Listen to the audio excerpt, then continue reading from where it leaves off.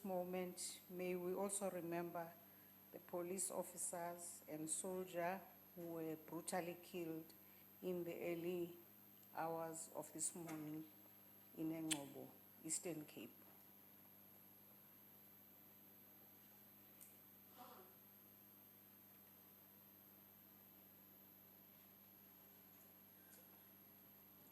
Thanks. Please be seated. Thanks.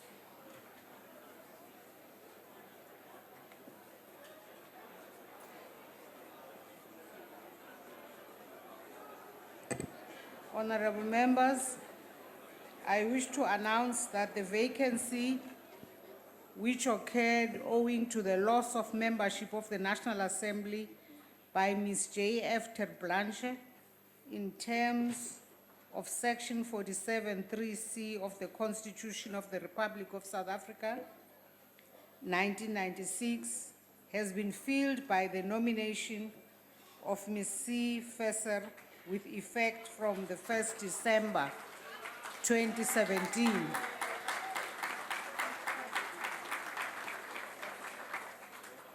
The vacancy which occurred in the National Assembly due to the passing of Ms. T.E. Baker has been filled by the nomination of Ms. A.T. Kanyile with effect from the 1st of December 2017. Lastly, I also wish to announce that the vacancy which occurred in the National Assembly owing to the resignation of Dr. P.W.A. Mulder has been filled by the nomination of Mr. W.W. Wessels with effect from the 1st December 2017.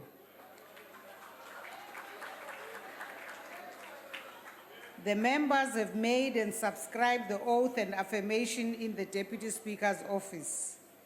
I welcome the honorable members. The Secretary will read the order of the day. Introduction of the Appropriation Bill and the tabling of the Division of Revenue Bill. The Honorable, the Minister of Finance. Madam Speaker, Yes, Honorable I Steenhuisen. didn't want to interrupt the Minister. I'd like to take a point of order in terms of Rule 31 of the Rules of the National Assembly as they relate to constitutional privilege.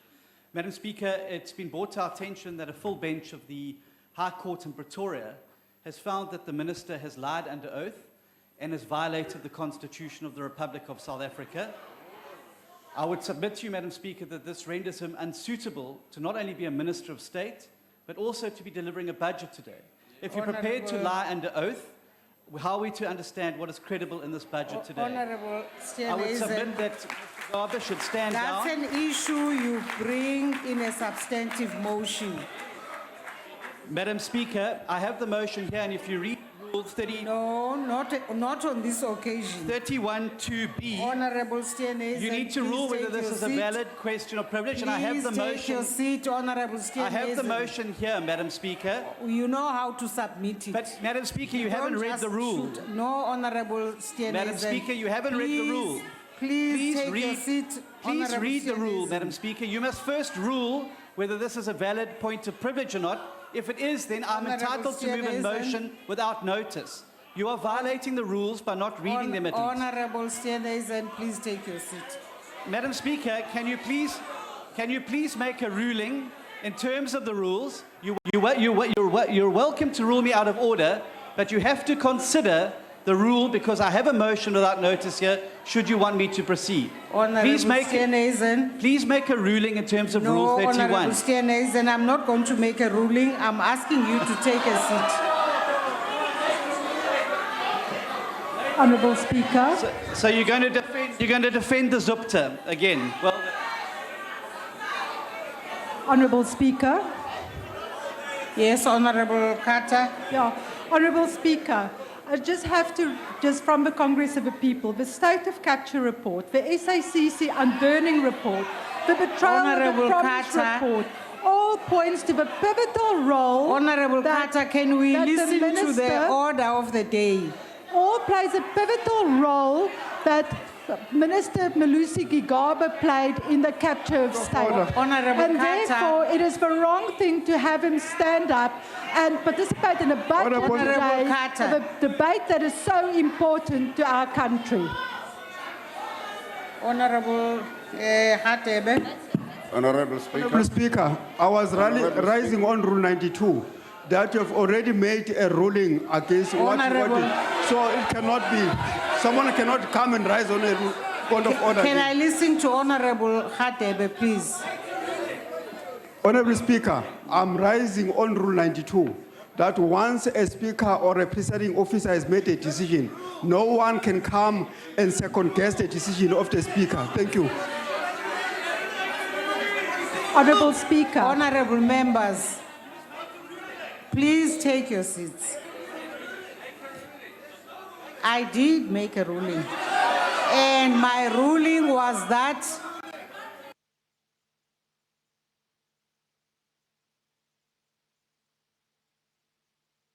with the order, and that the motion was not submitted for the speaker's consideration, and therefore we must take your seat and let's proceed with the order of the Madam day. Speaker, can I ask that you just look at the rule before I will ruling? look into the matter, Honourable Steenhuisen, But you're required in and I terms of the will rule. decide if it qualifies.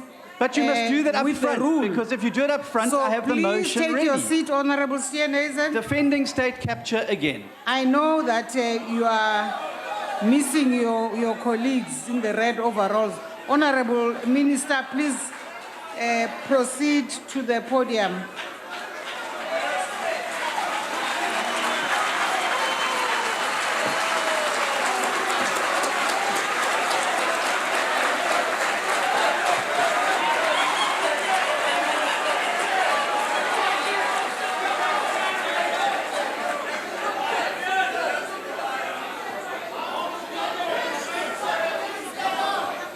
Honorable Speaker, The Excellency, Mr. President, how much time do I have, sir?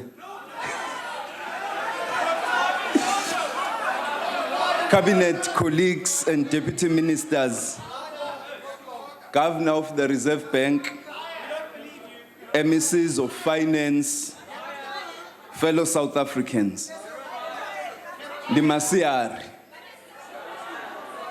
Sanbonani, Molweni, Goeiemiddag, Thobela, Dumelang, Abshin.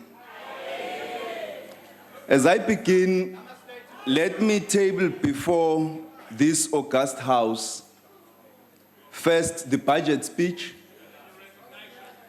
Secondly, the 2018 budget review, which includes the fiscal framework, revenue proposals, including customs and excise duties, estimates of national revenue and replies to the budgetary review and recommendations reports, the division of revenue bill, the appropriation bill, and the estimates of national expenditure.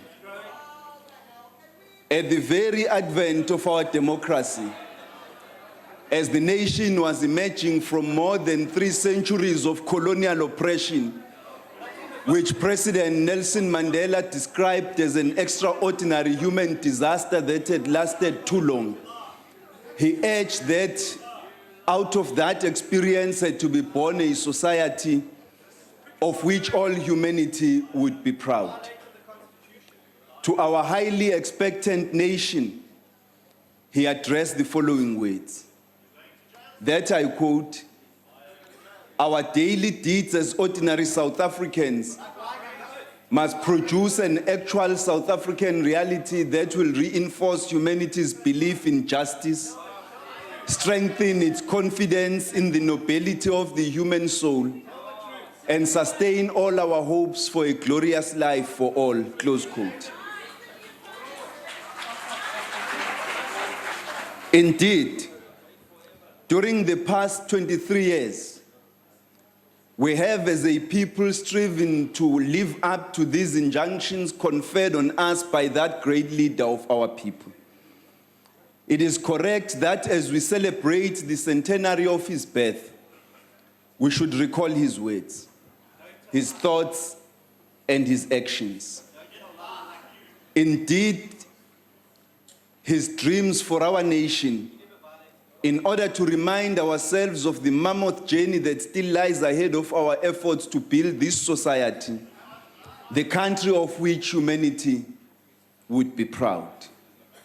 Almost 24 years on, President Ramaphosa captured the moment and mood aptly in delivering his inspirational inaugural State of the Nation address, when he said that a new dawn was upon us and urged us to renew our nation's promise. Declaring this a year of change, renewal, and hope, he urged us to honor both Madiba and Mama Albertina Sisulu, not only in word, but more importantly in direct action towards the achievement of their shared vision of a better society. This was a profound statement, echoing the hopeful and unifying sentiments of the founders of our democracy and the living dreams of the peoples of our country. The President proceeded to outline an abiding vision for our country that has resonated with all our people, fired all of us with hope and enthusiasm, and ignited a sense of renewal. Towards the realization of this vision, the budget we present today is an opportunity to reflect on the state of the nation's finances and the economy more broadly. But most importantly, to understand how these support our social and economic objectives. This is the challenge of our time, to build a South Africa in which all people have a decent standard of living, access to economic opportunities, and opportunity to pursue their dreams. It is these core aspirations which the budget must speak to, enable, and indeed advance. We stand before you, therefore, with a profound sense of optimism, purpose, and resolve. All of us should heed the President's call, echoing the late, great Hugh Masekela, to lend a hand in addressing society's most pressing challenges. Fellow South Africans,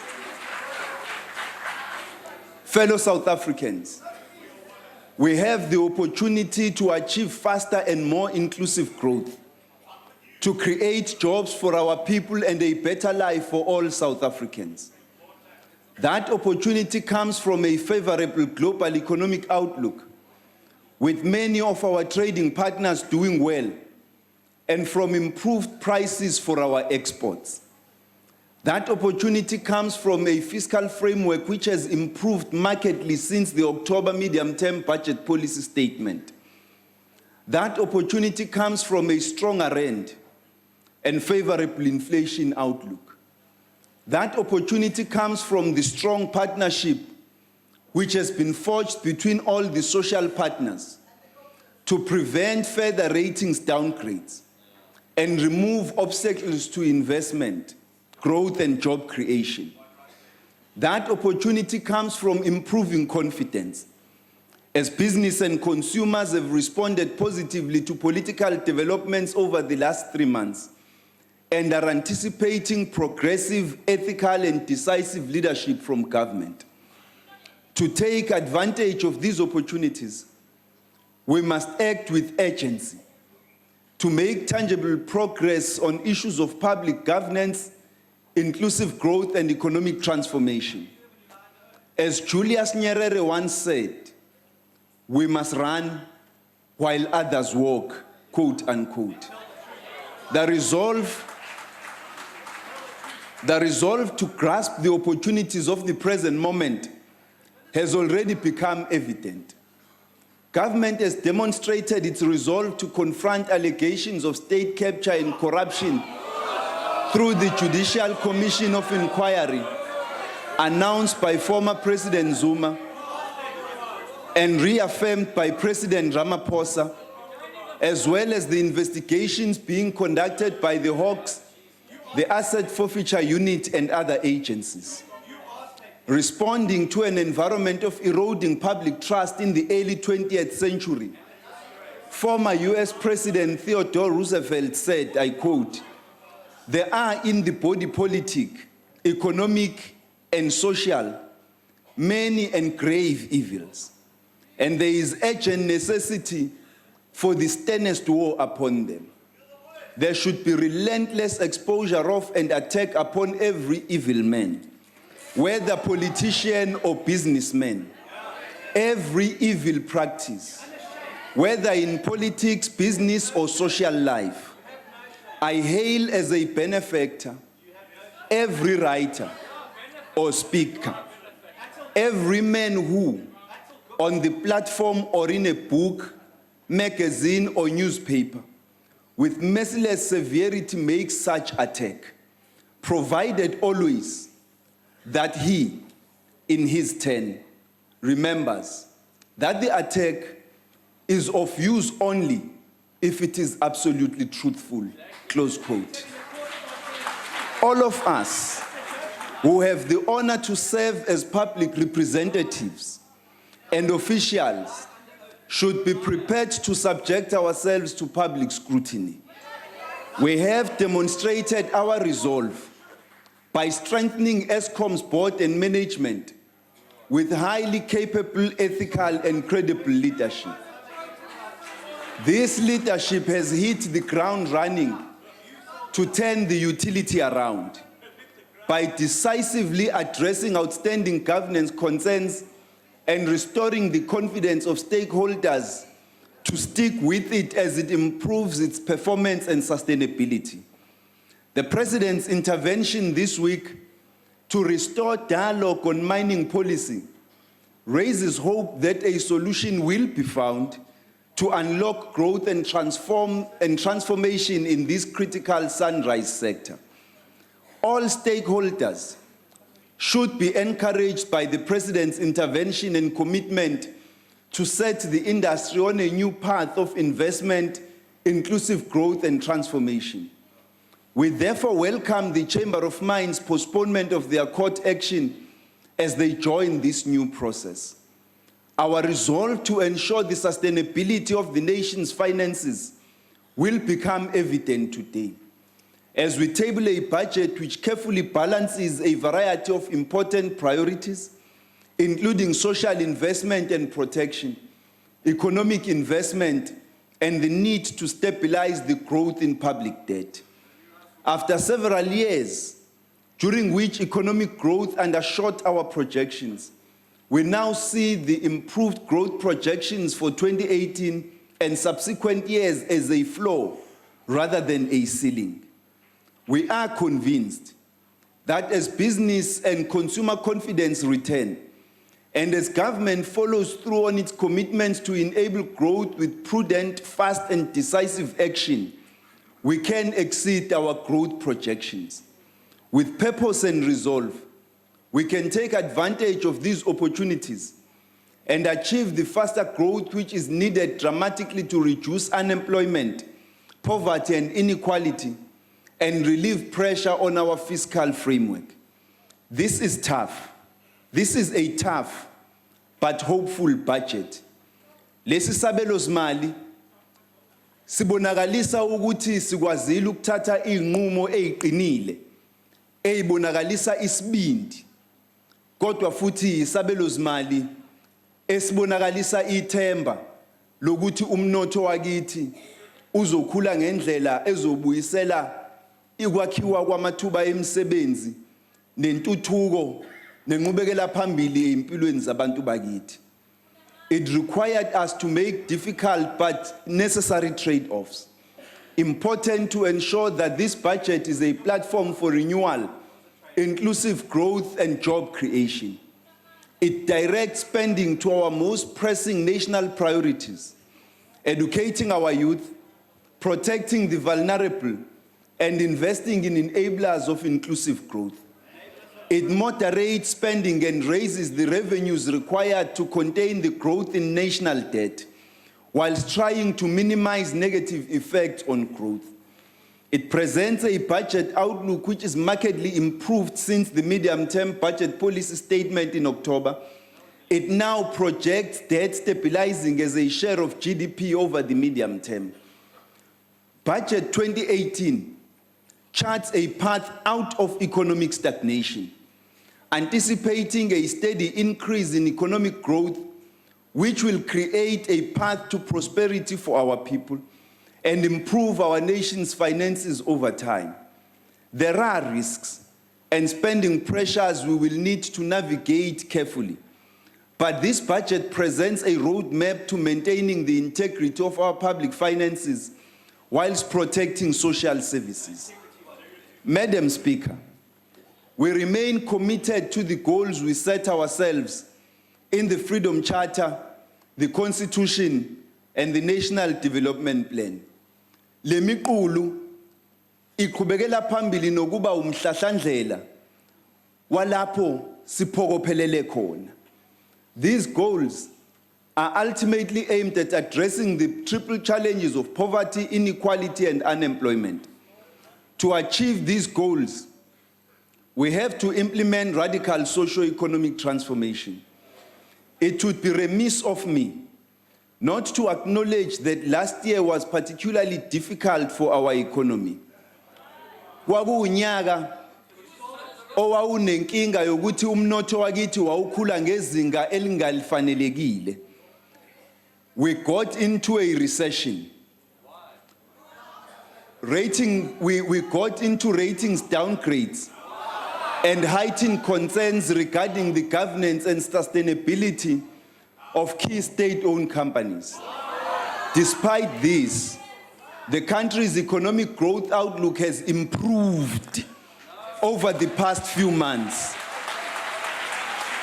because of strong growth in the primary sector of the economy, particularly agriculture, as well as a welcome recovery in investor sentiment and business confidence. Over the medium term, the growth outlook is higher than projected in last year's MTBPS. The cyclical recovery is matched by a renewed sense of optimism that the government can and will do its work effectively. This presents an opportunity for us to do the things required to reignite growth and chart a course towards meeting the objectives of the NDP and fulfilling our constitutional obligations. Our responsibilities in translating this renewed energy into tangible and sustainable economic benefits for all our people include: 1, creating the right environment for investment; 2, partnering with the social partners to create sustainable employment; 3, dealing decisively with governance and financial failures at state-owned companies; and 4, addressing the concentrated and inequitable structure of the economy. Achieving these objectives will require us to forge a new social compact between the social partners. We need to provide investors with the certainty required to increase investment. Raising the level of investment and improving the ease of doing business in the country will support job creation. Private sector investment and job creation are critical to reducing unemployment, which remains stubbornly high at 26.7%. Investment opportunities are accompanied by the following occasioned by the following global developments in our main trading partners. First, stronger domestic demand in the United States and the Euro area, which has supported an improved growth outlook. Secondly, the recovery in commodity prices has also supported developing countries' growth prospects.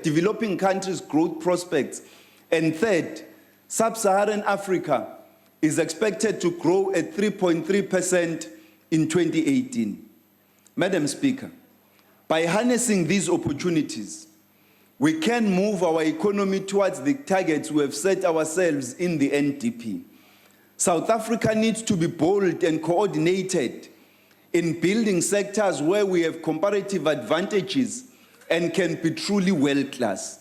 These include, but are not limited to, mining, agriculture, tourism, as well as manufacturing and service exports to the rest of Africa and globally.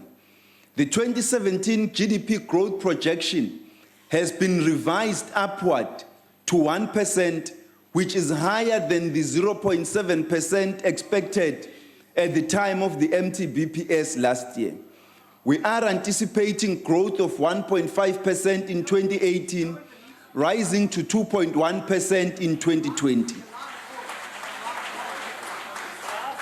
While this is a good start, there are immediate policy interventions that we need to make in order to ensure that we create the right environment for investment, growth, and employment. The first is to finalize the 14 confidence-boosting measures that we committed to in July last year. Madam Speaker, I am pleased to announce that good progress has been made in this regard, as detailed in Chapter 1 of the Budget Review. The gains from progress made by government action are important but insufficient to achieve transformation and inclusive growth. Together, government, labor, the private sector, and civil society have the ability and responsibility to grow the economy inclusively. The enormous potential of our partnership has been demonstrated by the CEO's initiative, which has established a business-led fund committing about 1.4 billion rand to support high-potential SMMEs.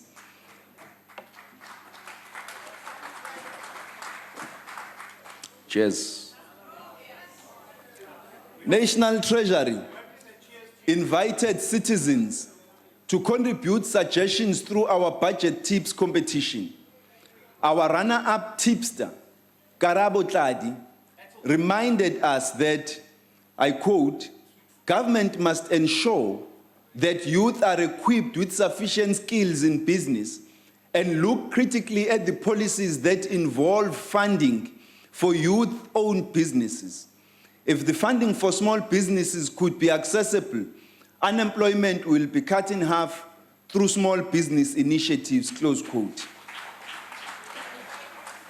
Indeed, Karabo, government must create an enabling environment for small businesses to thrive, as they are an important lever to create jobs and grow the economy inclusively. Osomabhizinisi abasafufusa bayakudinga ukwesekelwa uhulumeni ngazo zonke indlela ezingakhonakala, ngoba yibona abakwazi ukwakha amathuba emisebenzi amaningi nokusimamisa umnotho wakithi, nokwenza isiqinisekiso sokuthi labo abasakhishwa inyumbazana kwezomnotho nabo bayalithola ithuba lokuthi babe osomabhizinisi kanye nosoyimboni. Work is being done to provide crucial funding to innovative small businesses when they need it most. A fund with an allocation of 2.1 billion rand over the medium term is being developed between the Departments of Small Businesses, Science and Technology, and National Treasury to benefit small and medium enterprises during the early startup phase. This is an area that has historically had limited support because of the risks involved. By enabling new businesses with new ideas to emerge and thrive, we are radically transforming patterns of production in the economy. Another important constraint for small business is lack of market access and barriers to entry. To resolve this, our competition authorities continue to do the necessary and important work of addressing barriers to entry and rooting out anti-competitive behavior, which slows economic growth and dynamism. As the President indicated, the Competition Commission's market inquiry to investigate data prices will be completed by the end of August 2018. This will support the work being done by government to improve competition in the telecommunications sector. By deconcentrating our economy, we are radically transforming the structure of our economy. Furthermore, there is continued collaboration with our social partners at NEDLEC to improve the country's investment ratings and accelerate economic growth. While this represents much needed progress, it is inadequate to get the economy growing at the rate we need. More needs to be done. We are inspired by the President's commitment in the SONA to convene an investment conference and job summit to bring all stakeholders together around practical initiatives to catalyze inclusive growth and job creation. Transformation calls for more than growth alone. It requires a fundamental shift in the way that wealth is created and shared. The structure of the economy needs to be transformed radically to allow for new ideas, businesses, and economic activities to emerge and to thrive. Madam Speaker, South Africa cannot be fixated on our domestic circumstances that we ignore fundamental global economic trends, dynamics, and debates that will shape the future. We must continue to chart a path for ourselves that is responsive to global change, but equally tailored to addressing the specific needs of our society that will result in truly better lives for all. In this way, and as urban poet Kendrick Lamar says, we're going to be right, we're going to be all right. At the same time, at the MTBPS, government debt was shown to be on an unsustainable path. Debt service costs were also projected to rise, crowding out social spending. Despite an improved outlook, government still faces a revenue gap of 48.2 billion rand in the current year, which carries through to the outer years of the medium-term expenditure framework. In addition, the December 2017 announcement of fee-free higher education and training entails large new allocations over the medium term. In response, government has made significant changes to the fiscal framework. Firstly, new tax measures raised an additional 36 billion rand in 2018-19, mainly through a higher VAT rate and below inflation adjustments to personal income tax brackets. Okokuqala, uhulumeni uthathe isinqumo sokuthi anyuse izinga lentela elizosenyusela imali ebalelwa kumabhiliyoni angama-36, ikakhulukazi ngokwenyusa intela ebizwa nge-VAT kanjalo nezinye intela. Sizokuchaza lokhu kabanzi ukuthi kuzobathinta kanjani ikakhulukazi abantu abahluphekayo. Secondly, the expenditure ceiling has been revised down marginally from what was presented in October. However, the small revisions are underpinned by large reductions and reallocations.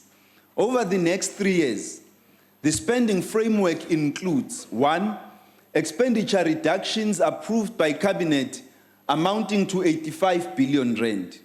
2, an allocation of 57 billion rand for fee-free higher education and training.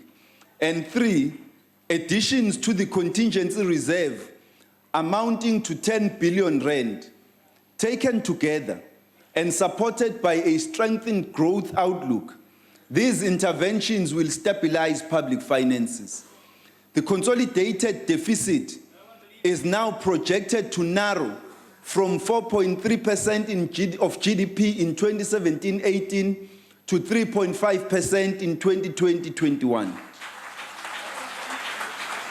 The main budget primary deficit closes over the medium term helping to stabilize the gross debt to GDP ratio at 56.2% of GDP in 2022-23 and declining thereafter. These fiscal proposals will cause economic discomfort, but they are necessary to protect the integrity of the public finances. Acting now to strengthen the fiscal position will improve the outlook for the economy and increase space for future investment growth. It is the right thing to do. We dare not borrow irresponsibly, leaving it to future generations to repay. Our fiscal interventions also demand greater efficiency in the use of funds across the public sector. Government recognizes the need to shift spending away from consumption towards higher investment. Over the past decade, the public sector has invested 2.2 trillion rand in economic and social infrastructure. Yet, weaknesses in project preparation, execution, and delivery have resulted in lengthy delays and cost overruns. To improve this, government has established a budget facility for infrastructure to standardize and improve the management of public infrastructure projects. To support higher levels of capital investment and maintenance, the state needs to contain the public service wage bill. Government is working to ensure that the current wage negotiations process results in a fair and sustainable agreement. This process will require careful consideration from all stakeholders. Madam Speaker, the tax proposals for the 2018 budget are designed to generate an additional 36 billion rand in tax revenue for 2018-2019. The main tax proposals for the 2018 budget are an increase in the value-added tax rate from 14% to 15%, a below-inflation increase in the personal income tax rebates and brackets, with greater relief for those in the lower income brackets, an increase in the ad valorem excise duty rate on luxury goods from 7% to 9%, a higher estate duty tax rate of 25% for estates greater than 30 million rand, a 52 cents per litre increase in the levies of fuel, made up of a 22 cents per litre for the general fuel levy, and a 30 cent per litre increase in the road accident fund, and increases in the alcohol and tobacco excise duties of between 6 and 10%. Sorry, Nibafwit. From this afternoon, ukusukela manje ntambama, ikani likabhiya eliwu-340 mils lizokwenyuka ngamasenti ayi-15.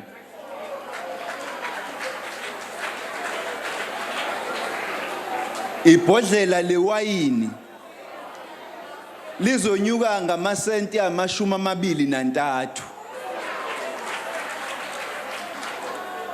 Ibhodlela lamanzi amponjwana lawa adliwa abanye ngaphambi kokuba bezela endlini lizonyuka ngamarandi 4 kanye nama-80. Bese iphakethe likagwayi le-20 lenyuke ngerandi namasenti ama-22.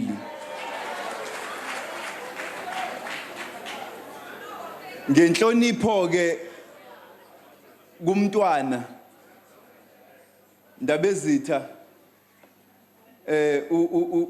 lobu bakithi besintu sisabiyekile.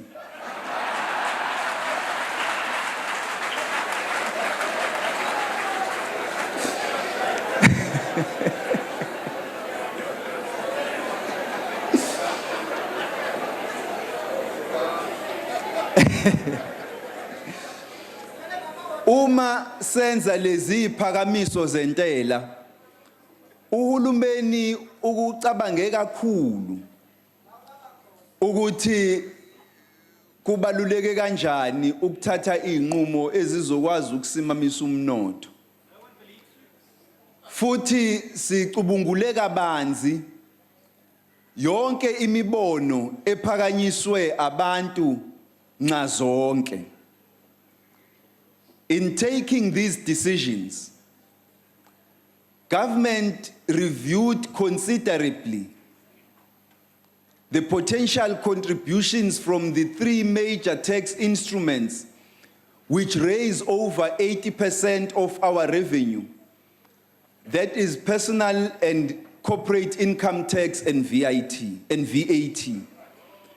We have increased personal income tax significantly in recent years, particularly at the higher income bands. And our corporate income tax is high by international standards.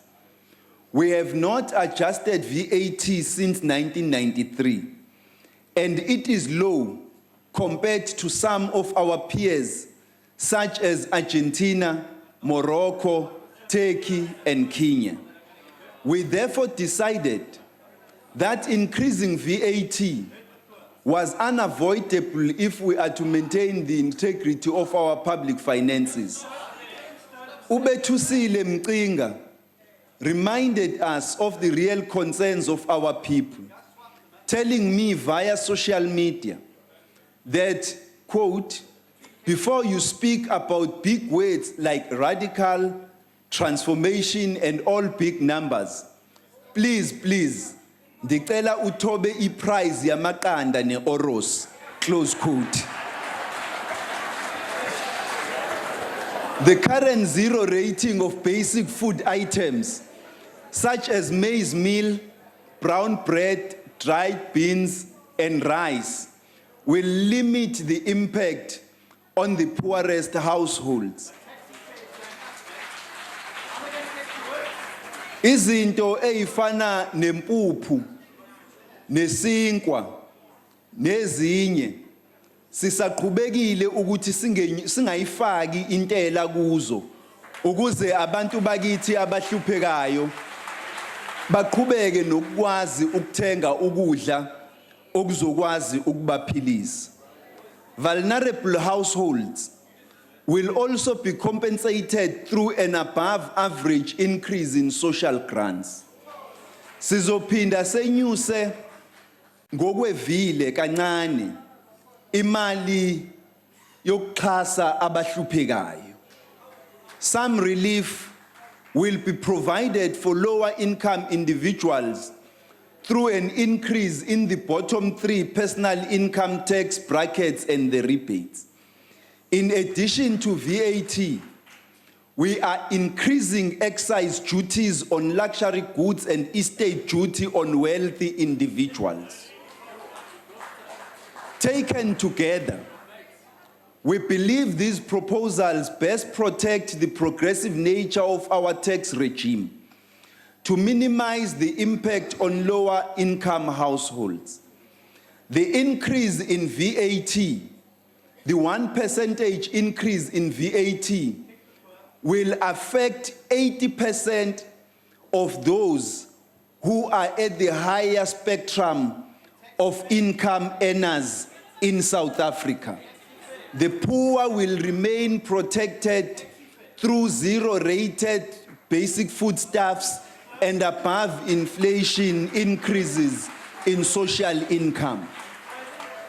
The National Treasury, in close cooperation with the Reserve Bank, the Financial Intelligence Center, and the South African Revenue Service, is taking several steps to detect, disrupt, and deter financial illicit flows. These measures include increasing capacity, coordinating a national risk assessment, and improving information sharing between various agencies. In line with G20 recommendations, policy measures to deal with transfer pricing and base erosion by multinational companies are being implemented and continue to be heightened. Having a sustainable tax base is important to ensure that government has enough revenue to meet its spending needs.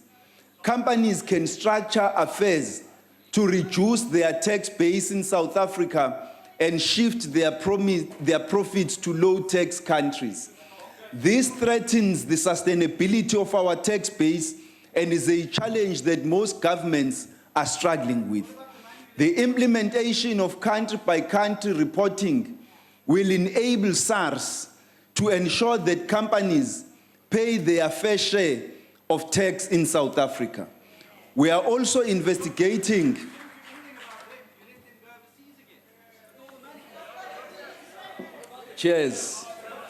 We are also investigating options to further cap the practice of excessive interest deductions by companies in order to reduce their tax liability.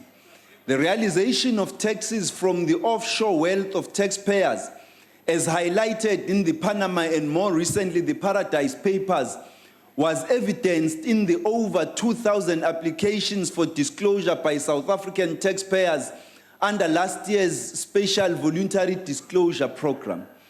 It is anticipated that by the end of March 2018, over 3 billion rand will have been collected in respect of the SVDP that have been processed, with work on remaining applications continuing into the new fiscal year. Measures to approve material cross-border transactions involving state-owned entities will be put in place. The digital economy brings about many technological advances that have led to changes in business models. Today, we update draft VAT regulations to cover foreign businesses selling electronic services to South African consumers.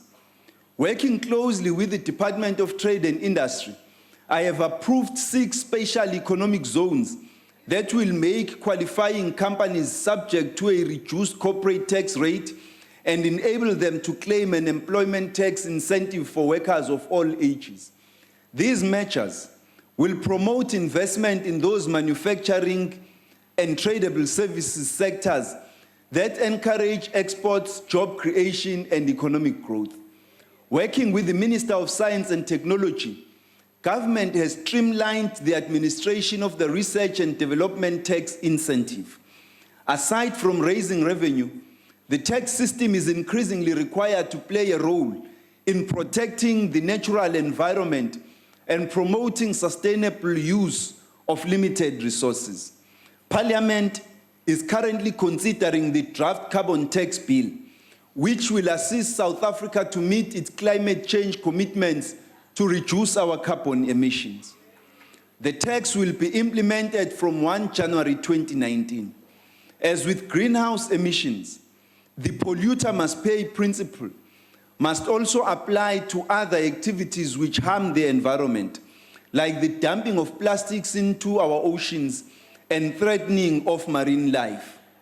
Working with the Department of Environmental Affairs, we will shortly publish a policy brief to broaden the scope of environmental fiscal reform, to explore fiscal and regulatory measures to improve water resource management, mitigate the emission of pollutants, and encourage recycling to reduce waste, such as plastic, which is polluting our oceans. Madam Speaker, tax morality is a crucial component of a healthy democracy. It has taken many years and lots of effort to build the foundation of trust that supports our tax morality. We have seen how quickly that citizens' trust can be eroded by perceptions of poor public governance. At the State of the Nation address, the President has announced his intention to establish a commission of inquiry into tax administration and governance at SARS. This year, government will respond to the Davis Tax Committee's report on tax administration and introduce draft legislation to give effect to some of its recommendations, including those on the accountability of SARS to the Minister of Finance and the establishment of a supervisory board, as well as measures to strengthen the office of the Ombud. Government will also take steps to implement the Customs Modernization Program, currently implemented by SARS, to give effect to the new customs and excise legislation passed in 2014. Honorable Speaker, allow me now to deal with how government will be spending its limited resources. Consolidated spending will increase from 1.67 trillion rand in 2018-19 to 1.94 trillion rand, representing a nominal annual average growth of 7.6% or 2.1% in real terms. In aggregate, government will be spending 792 billion rand on basic education, 668 billion rand on health, and 528 billion rand on social grants over the medium term. This coming fiscal year alone, government has allocated over 200 billion rand for peace and security and another 200 billion rand for economic development to build a safer country and to grow our economy inclusively. The largest reallocations of resources towards government's priorities was on higher education and training, amounting to additional funding of 57 billion rand over the medium term.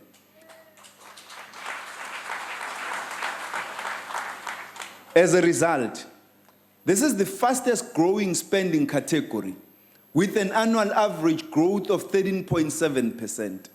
Accordingly, this government is proud to implement a major step forward towards our ultimate goal of guaranteeing access to higher education and training for all South Africans who qualify based on merit, not on class position. This follows former President Zuma's response to the Hare Commission of Inquiry into the Higher Education and Training, reaffirmed by President Ramaphosa. Government will phase in fee-free higher education and training to students from poor and working class families. Abantwana babantu abahlwempu, abahluphekayo nabantwana babasebenzi, yibona abazozuza kulolu hlelo uhulumeni alwethulayo. This means that all new first-year students with a family income below 350,000 rand per annum at universities and TVET colleges in the 2018 academic year will be funded for the full cost of study.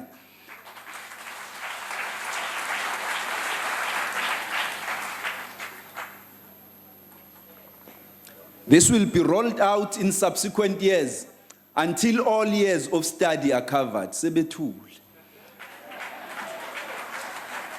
Returning NSFAS students at university will have their loans for 2018 onwards converted to a bursary.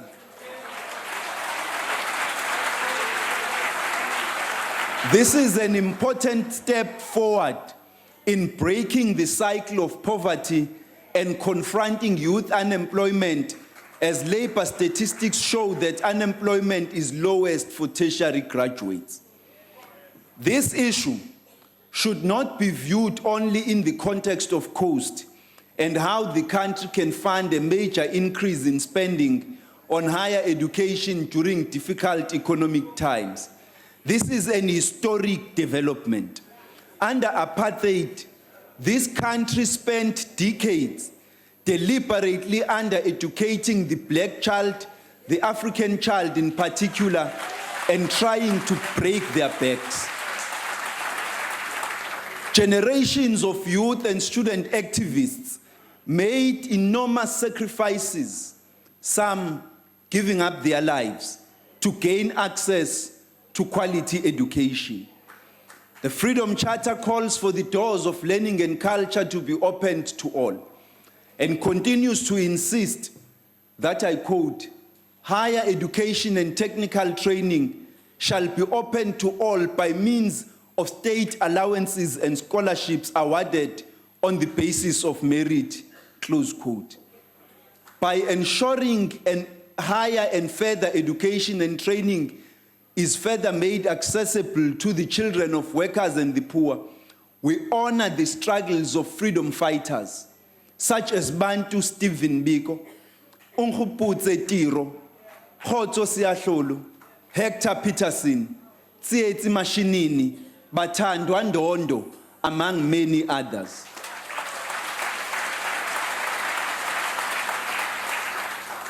We give credence to the sacrifices of our youth and salute the youth for the sacrifices they have made over the years to bring South Africa to where she is today. This is a major achievement for South Africa and is cause for celebration. Basic education remains key focus in the 2018 budget. Over the medium term, 3.8 billion rand is allocated to the school infrastructure backlogs grant and will replace 82 inappropriate and unsafe schools and provide water to 325 schools and sanitation to 286 schools. Sizoleta amanzi, silete izindlu zangasese ezihloniphekile, kanjalo sakhe nezikole ezihloniphekile ezizokwenza abantwana bethu bakwazi ukufunda esimweni esifanelekile. The education infrastructure grant is also allocated 31.7 billion rand over the medium term to build new schools, upgrade and maintain existing infrastructure and provide school furniture. Meals will be provided at 19,800 schools for about 9 million learners each. Every school day through the National School Nutrition Grant, which is allocated 21.7 billion rand over the medium term. 39,000 Funza Lushaka bursaries disbursed via the National Student Financial Aid Scheme at a cost of 3.7 billion rand for prospective teachers in priority subject areas such as mathematics, science and technology will be provided over the next 3 years. Sithuthukisa amakhono othisha babantwana bethu. Our social protection systems continue to protect the poor and most vulnerable, and government has continued progressively on the path towards the national health insurance. Over the medium term, the NHI is allocated an additional 4.2 billion rand funded through an amendment to the medical expenses tax subsidy. Now, at least Dr. Mtswaleti akasezuxabana nami ngoba uzile wazongithusa ekuqaleni komhlangano.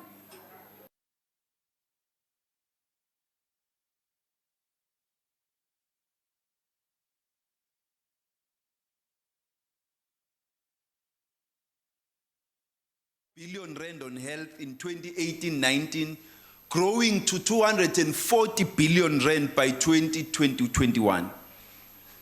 Government has taken deliberate steps to adjust social grant values above inflation to at least partially cover for the proposed increase in VAT.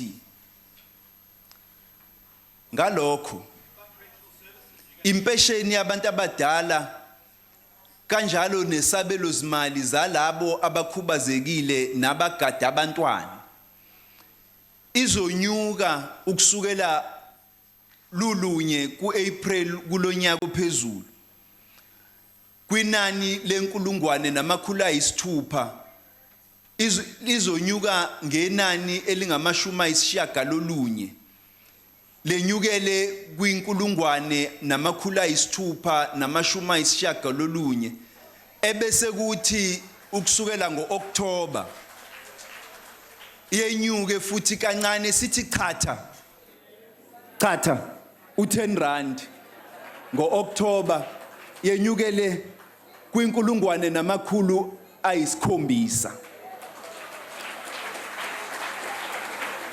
The old age pension, care dependency and disability grant from the 1st of April will be increased by 90 rand from 1,600 to 1,690 rand, and by a further 10 rand to 1,700 rand on the 1st October 2018.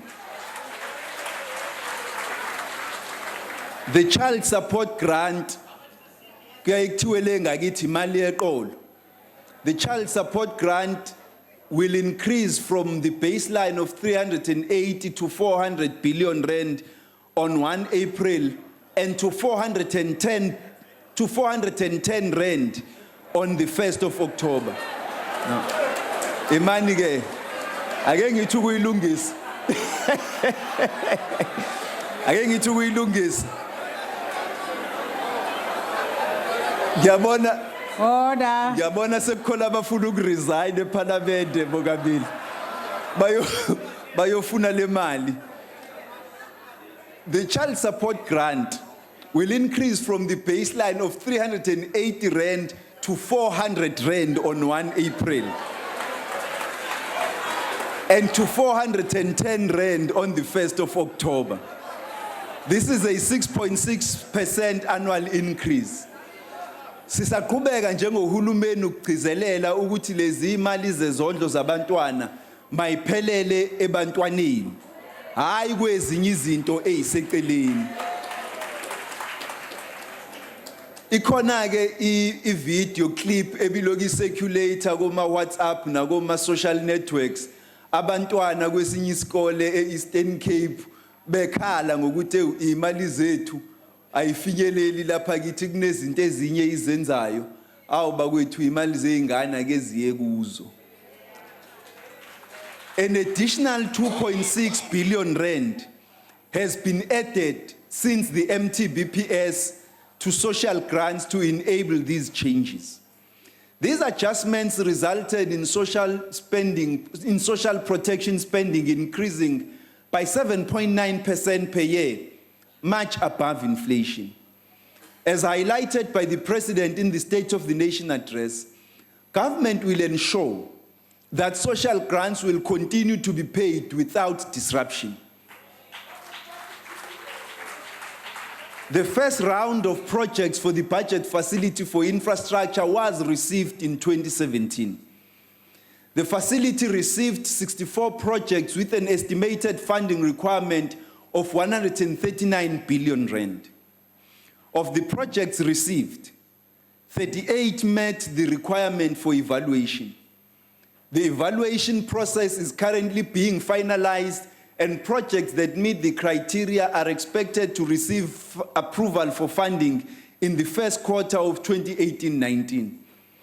The budget facility for infrastructure should also assist us in attracting private investment projects.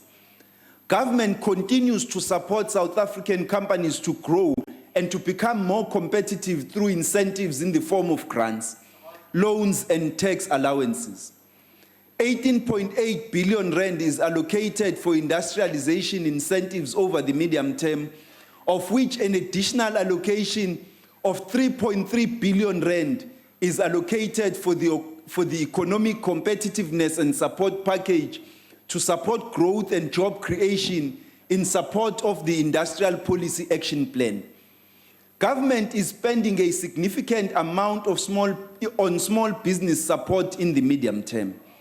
The money aims to foster and support entrepreneurs like Ayanda and Sianda, who are here today as our special guests. Bengizocela ukuthi lapho bekhona baphakame baya.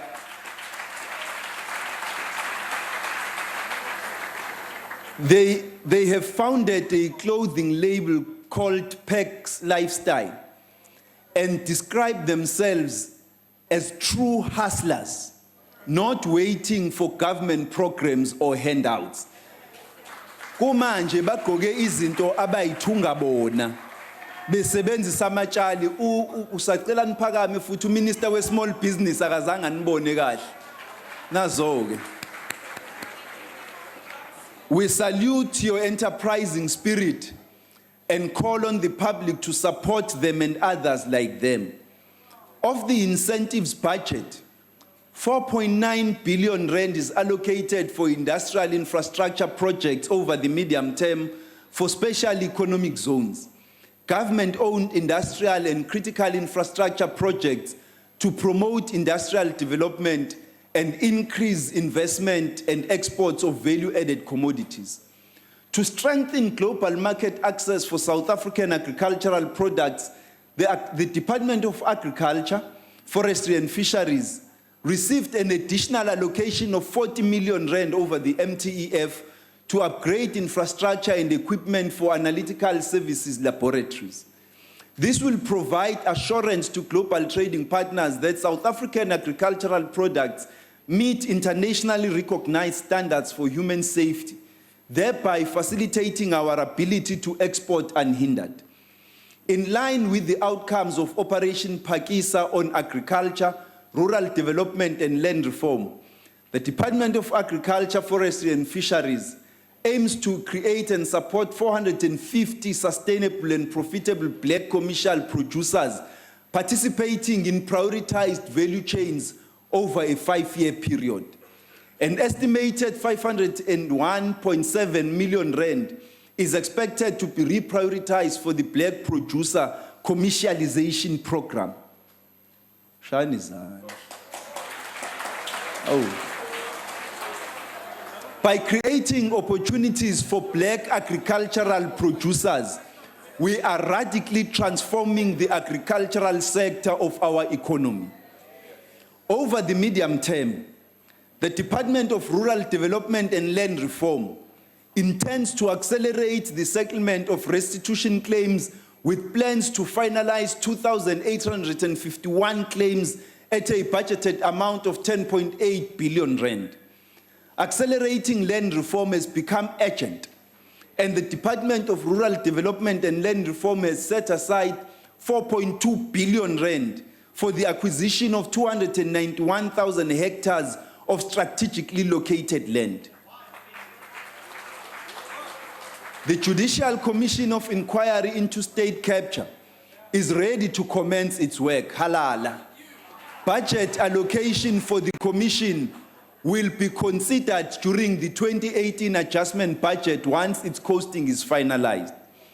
The preparations for the 2019 elections are well ahead, supporting one of the crucial pillars of our young democracy. The challenges relating to the address harvesting and to record proper addresses of eligible voters as prescribed by the Constitutional Court are being resolved and will be concluded in the first quarter of the 2019 financial year. Madam Speaker, cheers. Severe drought conditions are affecting large parts of the country, and it is placing extreme strain on the supply of water to nearly 4 million people in the city of Cape Town.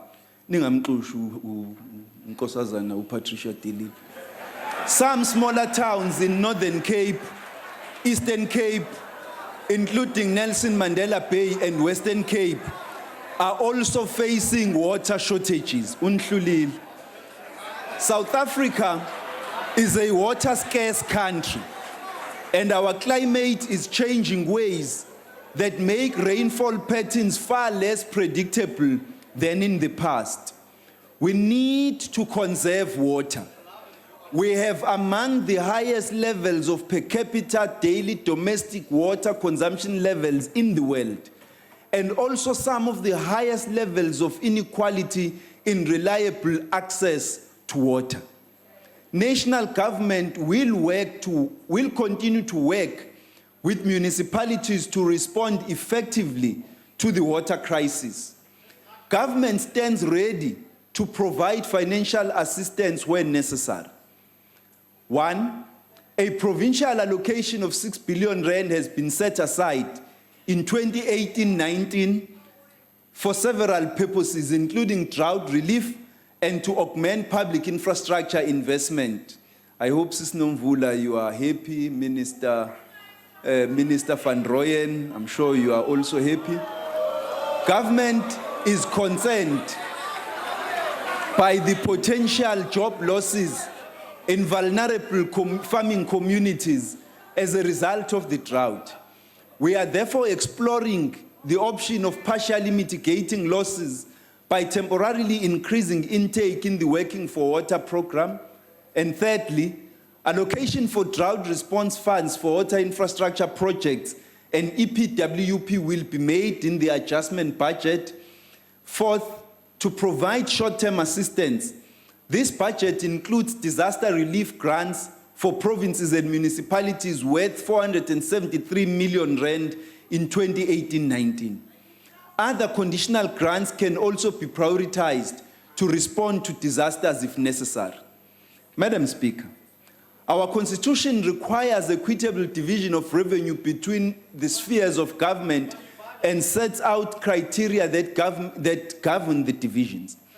Over the MTEF period ahead, after providing for debt service costs and the contingency reserve, funds available for spending on public services grow by an average of 7.1% per annum, increasing to 1.3 trillion rand next year's, and is projected to rise to 1.5 trillion in 2020-2021. Over the next 3 years, 48% of nationally raised funds are allocated to national government, 43% to provincial government, and 9% to local government. Of course, we would like to be able to allocate more to each sphere for service delivery and a larger share to local government. But the reality is that the rising cost of servicing our national debt leaves less resources available to invest in services across all spheres of government. The delivery of health services, for which provinces remain responsible, has recently come under spotlight. It should be noted that provinces face different challenges when it comes to the delivery of health services, and national government is aware and working towards resolving these challenges, whilst fast-tracking the testing of platforms in preparation for the NHI. It is for this reason that a joint health action plan spearheaded by the Department of Health and National Treasury is highly welcomed by the provinces and will focus on a number of intervention areas, including quality of care, medical legal claims, human resources, information systems, and overall infrastructure for the delivery of health services. Local government financial management. Madam Speaker, local governments continue to face significant financial management and governance challenges. Too many municipalities do not charge tariffs that reflect the full cost of the services they deliver, in particular for water services. Many municipalities do not collect the funds that are owed to them and do not adopt credible budgets. As a result, they are unable to pay their own creditors. National government already provides extensive capacity support to municipalities, but over the period ahead, we will review the effectiveness of these different support measures and introduce a new instrument designed to assist the turnaround of some of the most troubled municipalities. Madam Speaker, cities are the heart of the national economy and hold the potential to drive our economic renewal. South Africa's 8 metros are home to 39% of our population, but account for half of all employment, formal and informal, and 57% of the country's economic output. The economic importance of cities is likely to increase. We must take advantage of this dynamic to drive inclusive growth. The Integrated Urban Development Framework sets out government's policy commitment to improving the productivity of South Africa's urban areas. Achieving this will require us to rethink approaches to South Africa's urban development challenges and to find new ways in which to stimulate faster and more inclusive growth. On a visit to the Bridge City Hub in eThekwini, I saw firsthand the transformative potential of coordinated public investment in reviving township economies through public and economic infrastructure investments and catalyzing private sector investments. Let all urban development stakeholders work imaginatively to transform township economies. Let us think beyond car washes, hair salons, and spaza shops, important as they are, and find ways to foster productive, high-value economic activity in townships owned and managed by township residents. We need to see factories, workshops, tech hubs, and locally owned retail operations being established in our townships. By revitalizing the township economy and reconfiguring our urban centers, we are radically transforming the unequal spatial planning of our cities. Government is also alert to the potential of our intermediate cities that are smaller than the metros but still significant urban centers. The better to respond to the urban development challenges they face, this budget proposes to introduce a new, more flexible grant funding arrangement for these cities over the medium term. Cities will be able to opt to join this new grant, which will require more integrated long-term planning and a greater contribution to infrastructure investment for their own resources. Madam Speaker, state-owned companies operate network industries such as electricity and transport that underpin our country's economic growth potential. President Ramaphosa made an unequivocal commitment in the State of the Nation address to intervene decisively to stabilize and revitalize state-owned enterprises, and outlined in his response to the SONA drastic measures we are going to take to implement meaningful and far-reaching reforms to our state-owned companies. To date, we have managed to secure cabinet approval for frameworks on private sector participation, the appointment of boards and the costing of developmental mandates, to appoint a new board chief executive officer and restructuring officer at SAA, and to implement the long-term turnaround strategy for the entity. And thirdly, to appoint a new board at ESCOM. The Minister of Public Enterprises has instructed the entity to conclude all power purchase agreements with independent power producers. The 2017 medium-term budget policy statement warned that the liabilities of several state-owned companies were falling due, and without an improvement in cash flows and governance, they would be unable to meet these obligations. State-owned companies are expected to fund their own operations. As our winning tipster, Luvo Mqachi, wrote to us, it is not fair for taxpayer money to be used for continual bailouts caused by operational inefficiency and financial mismanagement. We agree with Luvo. We have limited fiscal room and are loath to use it to subsidize inefficiency, rather than address social needs and invest to improve our economic competitiveness. Government recognizes that the business models of some of our SOCs are unsustainable and their capital structure too reliant on debt. To confront these challenges, we will assist them to develop and implement robust turnaround plans. This needs to be part of a holistic reform program which considers the role we want state-owned companies to play in our economic development. Some will require restructuring with equity investment. In the coming year, government may be required to provide financial support to several state-owned companies, which could be done through a combination of disposing of non-core assets, strategic equity partners, or direct capital injections. In this regard, a property audit conducted by the Department of Public Works shows that national government owns up to 195,000 properties with an estimated value of over 40 billion rand. We will work with them on a program the better to utilize or dispose of these properties in the short to medium term. Government is finalizing a framework on guarantees aimed at both reducing the exposure and improving the quality of the guarantee portfolio. We can and will continue to ensure that all state-owned companies are run sustainably and contribute to our national development. Madam Speaker, Transformation of the financial services sector is critical, as the allocation of capital greatly influences patterns of ownership and production in the economy. In the financial services, government has gazetted the financial sector codes, and a 100 billion rand Black Business Growth Fund has been created through the code.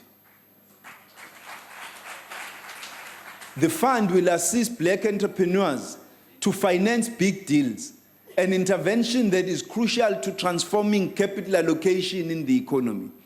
The Financial Sector Summit will take place in April 2018.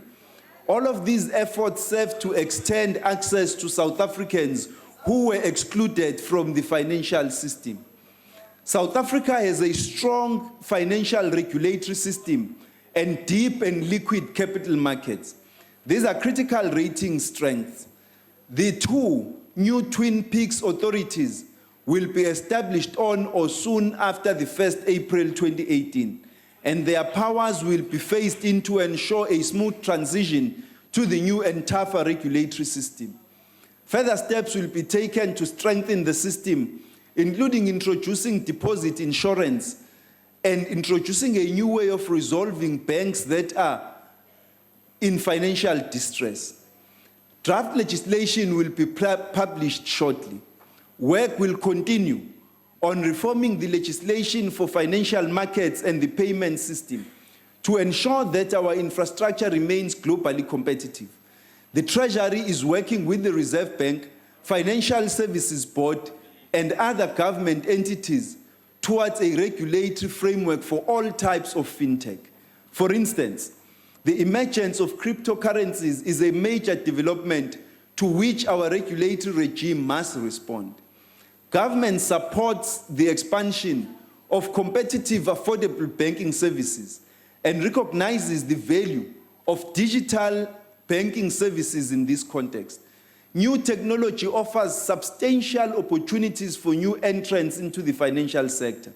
In 2017, the Reserve Bank granted 3 bank licenses, 2 for banks with significant digital banking capabilities and 1 for a new digitally focused mutual bank. These licenses will ensure banks are able to harness the power of technology and bring competition and innovation into the sector. We are pleased to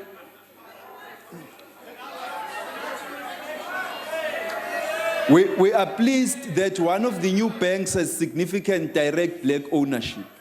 We welcome, ladies and gentlemen,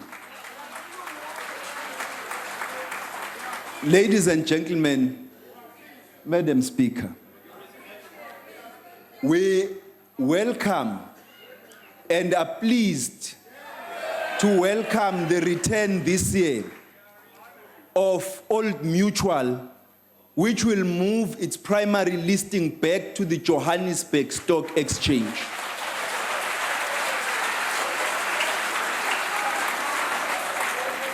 We see this as a major vote of confidence in the attractiveness and growth potential of South Africa as a market in its own right, as well as a headquarters for African operations.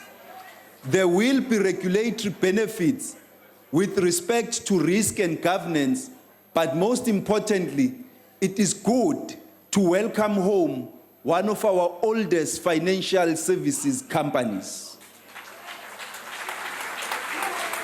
Madam Speaker, government notes recent exposure of fraudulent accounting practices, including Steinhoff, resulting in large losses for many retirement and institutional funds. Government regulators, namely the Financial Services Board, the Independent Regulatory Board of Auditors, and other regulators, have initiated investigations which are currently in progress and are working with overseas regulators to ensure that those at fault are made to account for their crimes. As President Ramaphosa said during the SONA, I quote, "We must fight corruption, fraud, and collusion in the private sector with the same purpose and intensity, close quote. It is vital that we subject corporate corruption to the same amount of scrutiny and ensure, among others, that we implement the IRPA recommendations on mandatory audit firm rotation in order to ensure the rigor of the audit process and independence of audit committees and firms. Madam Speaker, a range of reforms are proposed to make it easier for South Africans to diversify and invest into Africa. The offshore allocation limits for institutional investors are increased by 5 percentage points across all categories. This includes the special allocation to African investments, which will rise to 10%. The limit applicable to hold company, also known as treasury management companies, has also been increased. Further administrative reforms are contained in Annexure F of the budget review. Improving the treatment of retirement fund managers, of retirement fund members' government's retirement reform program will continue in 2018. Consultations at NEDLEC on annuitization of provident funds and preservation are still in progress, and it is my hope that an initial agreement can be concluded later this year. Government has also directed the Financial Services Board to proceed with measures to modernize and improve the governance of all retirement funds, starting with the requirement that all retirement funds must now submit audited financial statements annually. Other steps include the strengthening of enforcement measures, lowering costs and consolidating funds, and consulting with NEDLEC on more efficient measures to fund beneficiaries where funds are not claimed. During the current financial year, we engaged with the Auditor General and are making proposals to amend the Public Audit Act. This was occasioned by the worrying trend we see in rising unauthorized, irregular, fruitless, and wasteful expenditure. We will finalize the process this year to address these issues effectively. Madam Speaker, it is the policy of this government to leverage public procurement to support Black economic empowerment, industrialization, and development of small businesses. Public procurement, worth hundreds of billions of rands annually, is a critical lever to change the production and ownership patterns of the economy to empower Black people, women, and youth. For this reason, amendments to the preferential procurement regulations became effective on 1 April 2017. Key changes for the coming financial year include: 1, targeted procurement from designated groups, including township and rural enterprises, Black, women, and youth enterprises, cooperatives, and people with disabilities, among others. The Premier of Northwest made a very strong argument for this earlier this year. Compulsory subcontracting to designated groups in all projects or contracts above 30 million rand.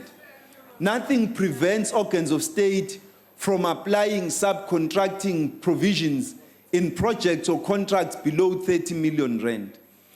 Third, designation of sectors and industries for localization to support industrial development, localization, and job creation. The Public Procurement Bill will be submitted to Cabinet in March 2018 for gazetting for public comments.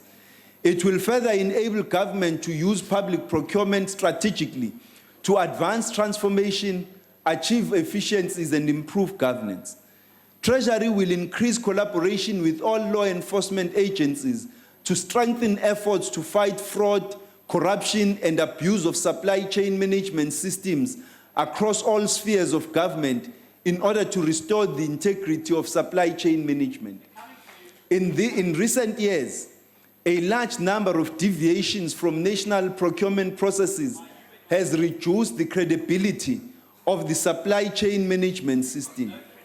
Deviations can also result in anti-competitive practices that open the doors to corruption and which limit transformation by preventing small businesses from doing business with the state.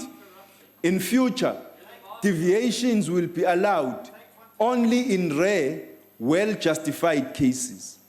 Madam Speaker, government has a number of evergreen contracts which are open-ended. Evergreen contracts create barriers to entry, making it impossible for new entrants to participate in the allocation of government contracts.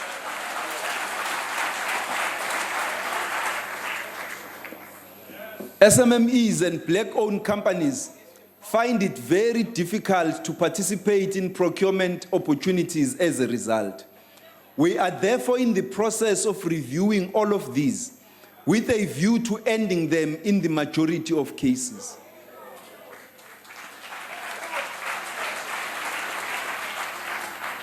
Madam Speaker, payment of suppliers on time is regulated by the PFMA and MFMA. Next week, the Director General of National Treasury will issue a directive to all government departments and public institutions instructing them to pay suppliers on time or be charged with financial misconduct.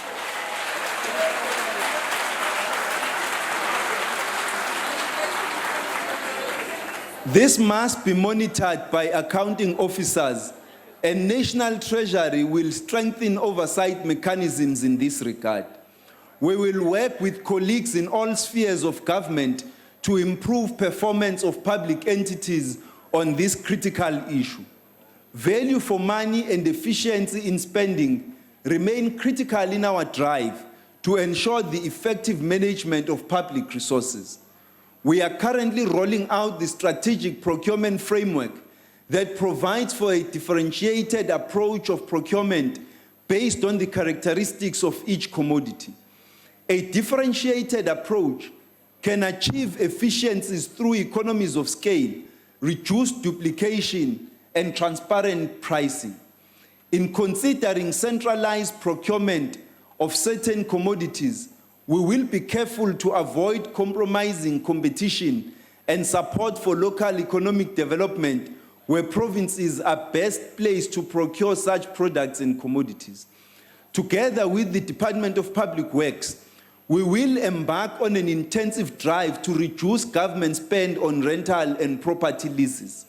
We will review the current 3-year rental lease period, which is prescribed for government departments to lower the cost of financing for proper leases. This will unlock growth and value in the property sector. Before I talk about open budgeting, I want to thank members of the public for their kind suggestions and offers to assist us on various matters. At risk of being called Minister of Instagram, let me thank King Casey, who tagged me in a post kindly offering to join me in Candy Crush rehab. Open budgeting management of public finances must continue to remain. And I'm sure there are many others who actually need the same rehab. And others need far serious rehab on my left than Candy Crush only. But anyway, that's not the issue. But management of public finances must continue to remain at the core of a capable and people-centered state. South Africa continues to set the gold standard for budget transparency. Citizens should be proud of the independent international recognition of being ranked first, #1, in the most recent 2017 Open Budget Survey, together with New Zealand.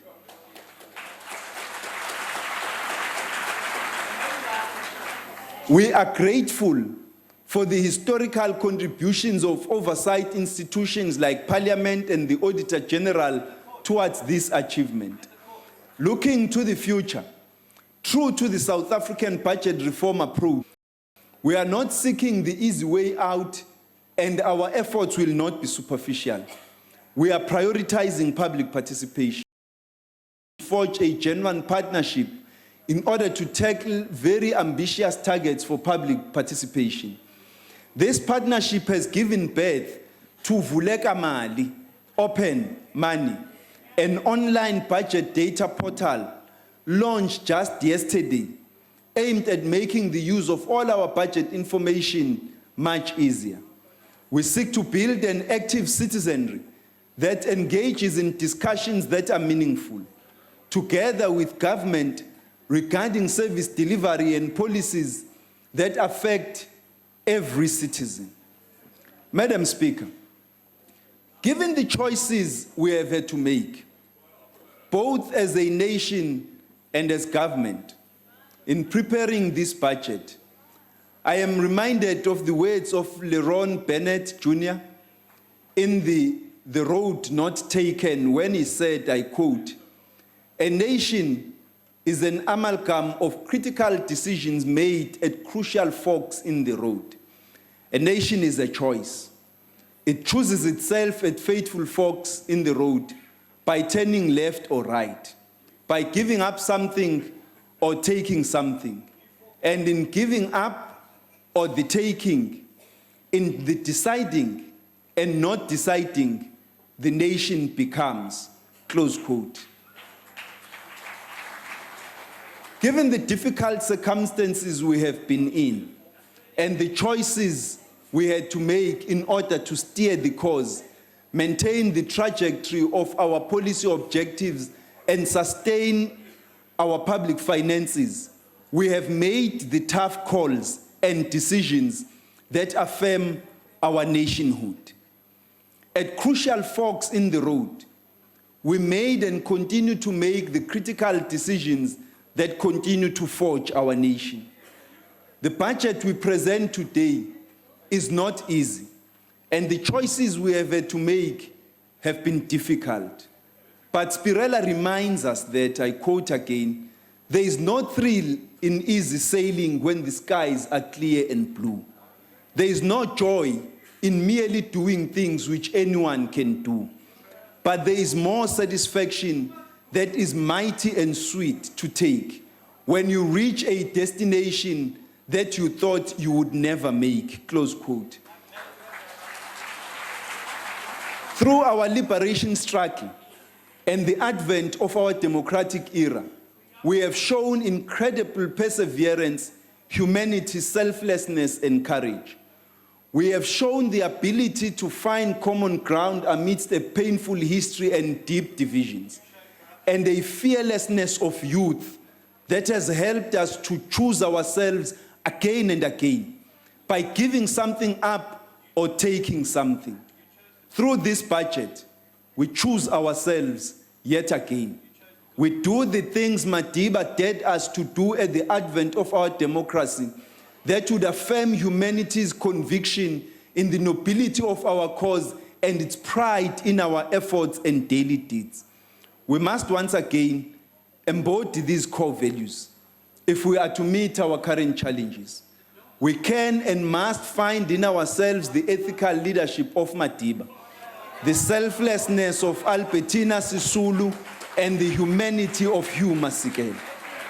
Let this be the year of renewal, revitalization, and a step change in progress in fostering inclusive economic growth which rolls back unemployment, poverty, and inequality. The opportunity is before us. To take advantage, we need to be able to see beyond our individual interest to the national interest, as Madiba so often did, and to find common ground.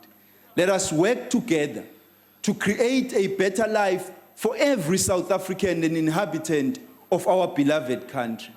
Let us each lend a hand.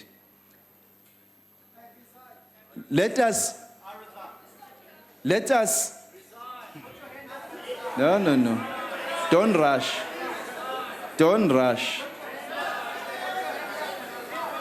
Let us remember the words of Owen Young when he said, capital which overreaches for profits, labor which overreaches for wages, or a public which overreaches for bargains will all destroy such other. There is no salvation for us on that road, close quote. The president has called for a social compact for all of us to lend a hand in order to move our country forward. Now is that time. At this stage, I wish to thank former President Zuma for his leadership during the budget process.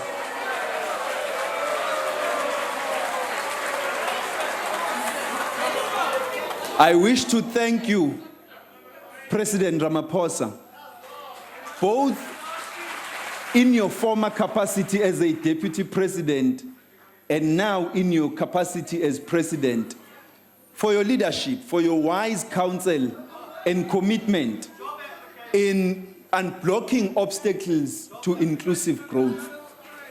I am grateful to my cabinet colleagues who share with me collective responsibility for the shaping and implementing of this budget.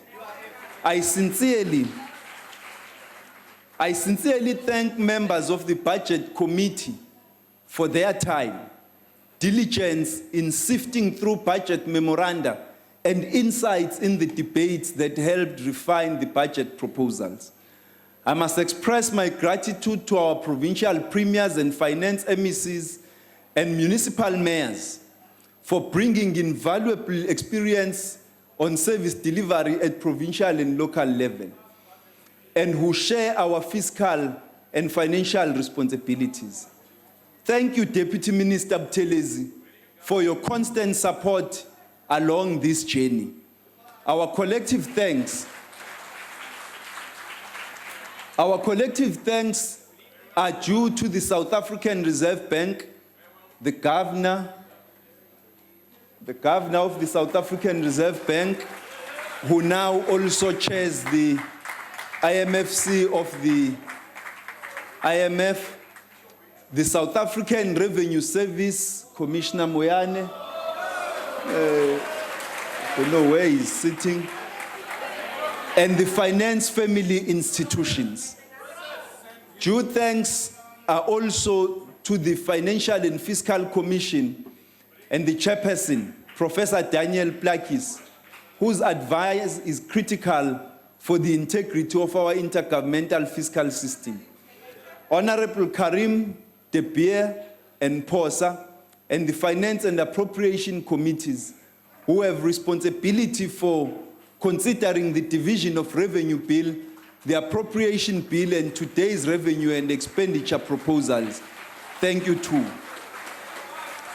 Due thanks are also to the NEDLEC, its Executive Director, Mr. Madoda Vilakazi, and representatives of the business, labor, and community constituencies on the Public Finance and Monetary Chamber for bringing a holistic perspective to our economic challenges.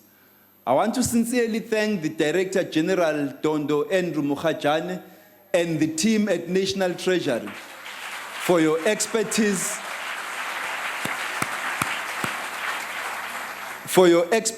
hard work, and deep commitment to public service, as well as the long hours that went into producing this budget, the many interesting debates and discussions we had. I must thank my family for their support, for their continued support and inspiration. My wife and my daughter are in the audience. Most importantly, I would like to thank South Africans who listened to this budget speech for their kind attention, for their advice and contributions, and their constructive criticism that often helps us to become better at what we are doing. Ngiyabonga, ngiyalebuha, nakhenza, ndiyalivuwa, ngiyathokoza.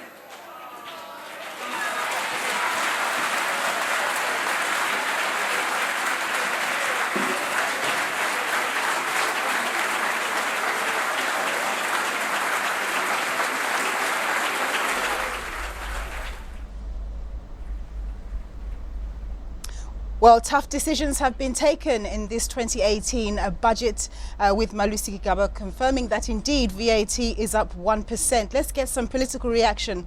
Let's go to Lucanio. Thank you very much, Nompumelelo. I am now joined by the leader of the Freedom Front Plus, Dr. Peter Groenewald. Sir, when we spoke this morning, you did indicate that there will be a 1% rise in VAT. How did you call it? Well, I said that we must broaden the tax base in South Africa. It's not fair towards individuals to carry the whole tax burden. There's also an increase in personal tax, but at least now we broaden it. It's 1%. And basic foods are excluded from that. Secondly, we are worried because if you look at the economic growth rate predicted by the minister, it says 1.5% for the next financial year and about 2.1% for 2020. That is not going to create enough jobs. If you, for instance, more than 800,000 pupils leave school annually, where do they going to get the jobs? When we talk about the levy on petrol, then we also say that those levies must be ring-fenced and to ensure that it is used for what the purpose is for that. As far as free education is concerned, we say that there should also be a precondition that a student must pass its academic year before they can qualify for a further year as far as free education is concerned. Then we ensure at least that the taxpayer money are really used for what it is meant for. All right, sir, thank you very much. We really do appreciate your time. That was the leader of the Freedom Front Plus, Dr. Peter Groenewald, talking to us.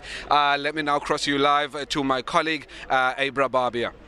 Lucanio, thanks so much. I'm now going to speak to the ACDP, Steve Swart, who of course is the finance person for that party. Sir, so we've been chatting off camera, and the big thing, obviously, the 1% increase to VAT, which hasn't been increased in how many years, since 1994. And I asked you to explain to our viewers how this will impact them in their pocket as consumers. Well, we do have a new day, it's a new dawn, and it was a very tough budget. And in order to balance that budget, we believe that more could have been done to reduce government expenditure as opposed to increasing VAT of 1% and of course the fuel levy. And we also know there's an electricity price increase which will impact the poorest of the poor and all of us as consumers. We from the ACDP's side believe that we should have addressed corruption, wasteful and irregular expenditure, which runs up to 100 billion rand per year. If we do that, then it is unnecessary to increase VAT, which impacts the poorest of the poor.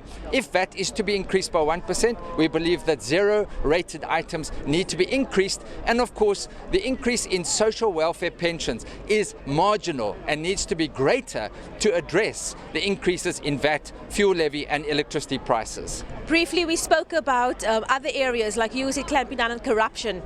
Yes, if we were to give our anti-corruption law enforcement agencies like the Hawks, like the Asset Forfeiture Unit, the Special Investigating Unit, if we gave them additional capacity, they can recover the billions that have been wasted and stolen and through state corruption, through state capture, and this can assist in balancing the books going forward and ensure that we are on a fiscal consolidation path which will reassure our business confidence and our investors. Thank you so much. My colleague Lucanio, I see, is now standing ready with the leader of the Democratic Alliance. Lucanio, over to you. Abra, thank you very much. I'm now joined by the leader of the official opposition in Parliament, Mmusi Maimane. Mr. Maimane, thank you very much for joining us. Your overall take on the budget speech? Well, I think today we've come to recognize the fact that whilst the ANC has been stealing money over the last number of years, today poor South Africans are going to pay for it. In fact, we saw today an increase in VAT, which will put inflationary pressure on poor South Africans. We saw the fact that ultimately the cost of living will go up for poor people. There are cuts in education, there were cuts in housing, there were cuts to local government, cuts to provinces. This is a budget that's an assault to poor people. I would hope that we begin to grow our economy so that people can be able to find work. But what we saw today is a consequence of 9 years of mismanagement under the ANC. 1.5% predicted growth of the economy over the next year or two. Clearly, that's not enough. How should the government be going about growing the economy and creating the much needed jobs? The fundamental issue here is that we should have cut this cabinet a long time ago. Should make the cabinet much smaller so that you've got the financial revenue to invest in funds that can assist small businesses. That's where we create work. We shouldn't be taxing our way into prosperity. We should in fact be looking at reducing things like corporate tax so that more people can start their businesses, relax labor legislation so that people can be employed into the market, assist young people to be able to find work, and make cities at the forefront of building infrastructure. Instead, this government has become a bloated cabinet, a drunk government with power instead, and in fact, spending more money. Today, it became very clear that they have no interest in making significant cuts in SOEs so that we can privatize some of them and free up that money so that more competition can come onto the market. This budget is an assault against poor people. Right.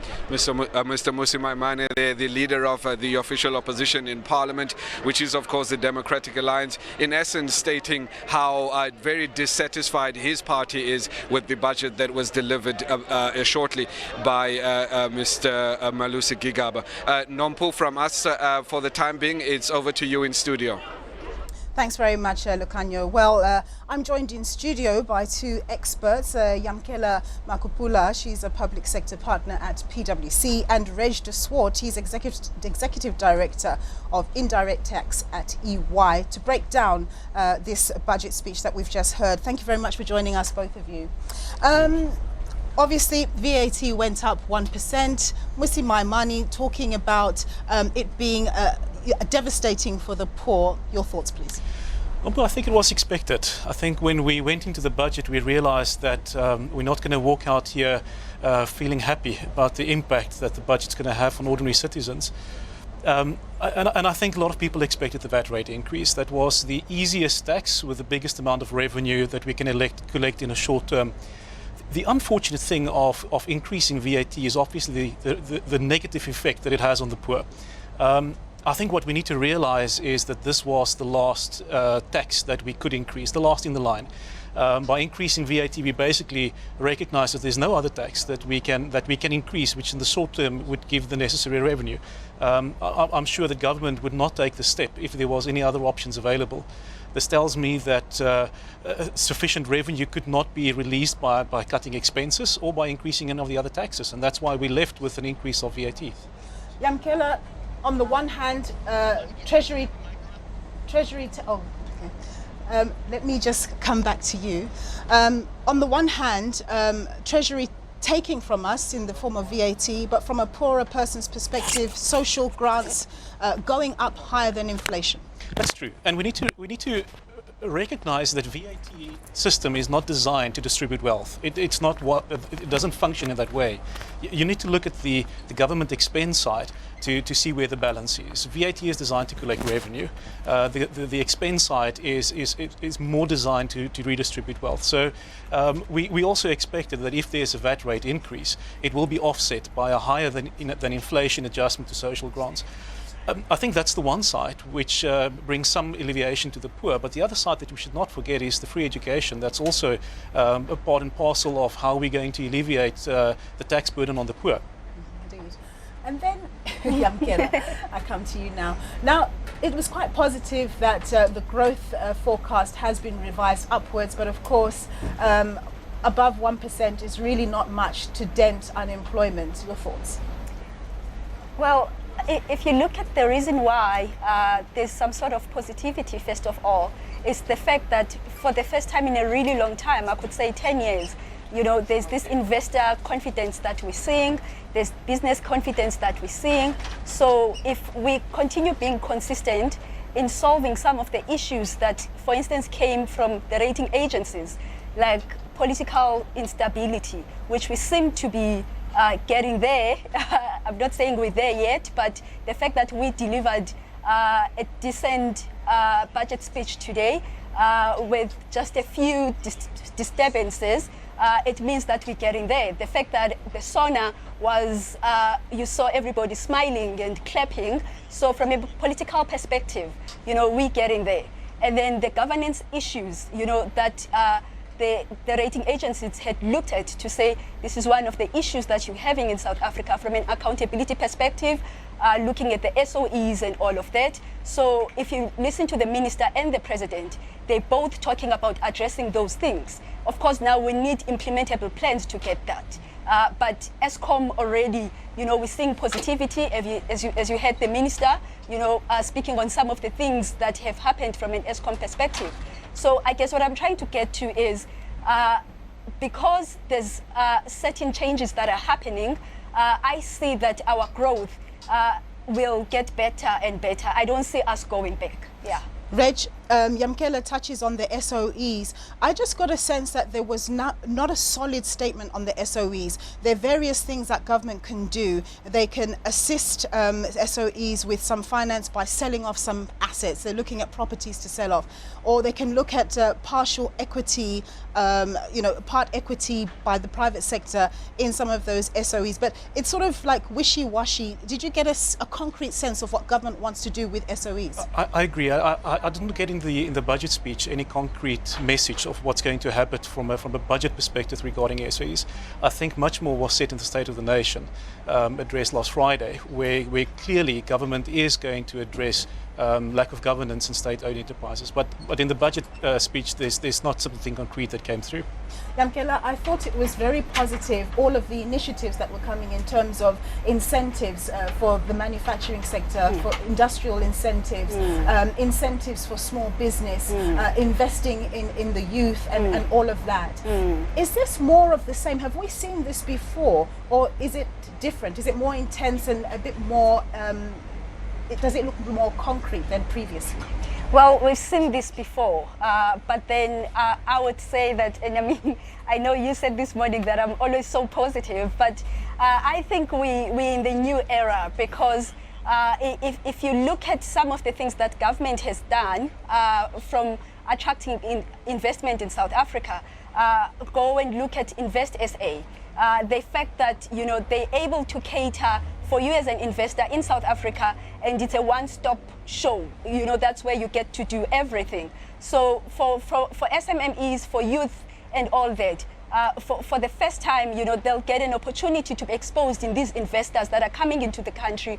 And because there's that trust, because it comes down to trust between business and government. And for the longest time, because we didn't have that, and there was this clashing of us and them, then the problems just continued and continued. But now the conversations, even on the SOEs, I mean, we're going to have a summit where we're going to sit down, as the president had proposed, where we're going to sit down and say, how are we going to fund these SOEs going forward? Because they can't be dependent on government. So for me, the trust part, the fact that we're all coming together and now we're all wanting to do this, it's positive. Okay. Have we seen it before? Definitely. All right. Yeah. Let's get some reaction from Lucanio.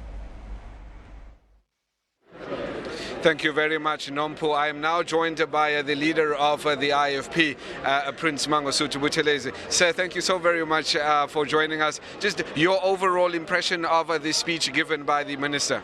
I must confess that I expected worse in the circumstances in which we are. I was pleasantly surprised. While, for instance, increase in VAT is regrettable, but at the same time, as far as the poorest of the poor are concerned, those who have the least, as Mr. Ramaphosa put it, I think that is a very cool balancing act, insofar as staple food was not increased, insofar as also some increase in the social grants was done, and also increase in the money for for education generally. I think that also addressing the issue of reviving, economy, or establishing economy in our townships, and so on, and I think that my view is that I thank him, because I think that the budget was balanced in favor of the poorest, and especially the previously disadvantaged who are black people. All right. So thank you very much. That was, of course, the leader of the Inkatha Freedom Party, Prince Mangosuthu Buthelezi, in essence saying that he feels that the budget was quite balanced and that it is in the best interest of the poor of South Africa's population. Let me now hand you over to my colleague, Abra Babia. Lucanio, thanks so much. With me right now, I have Professor Kubisa of the NFP. Sir, you said you would have liked to have heard more. Elaborate on that, please. Well, we welcome the amount that is given to higher education for the learners whose parents earn below or up to 350,000 for them to enter TVET and universities. But we believe it should have been given to all students across the board, because most of the students come from poor background. In light of poverty and unemployment among parents, all students need education. And also when it comes to school infrastructure, we believe that 31 billion is welcome, but it's not enough.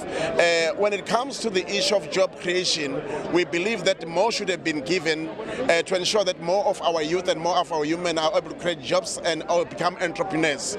And the minister was very shallow on the issue of corruption. We understand that Eskom has received about 5 billion from the employment fund and also pension fund and also from PIC. We don't want to see that happening again. Corruption must be kept. And the land reform issue, we believe that it must be very rigorous. These are the issues we want to bring forward as the NFP. Fight unemployment, create employment. Prof, they're shouting at me. I need to end it there. Thank you so much for your time. I'm going to speak with the ANC's Paul Mashatile right now. Sir, yes. What did you think of your comrade's speech today? Excellent budget. We are happy as the ANC. We think that the minister has really spread the funds around all priority programs of government, support for free education for children from poor families in higher education. He's placed a very important emphasis on paying suppliers on time. We welcome that, but also stabilizing public finances, very important.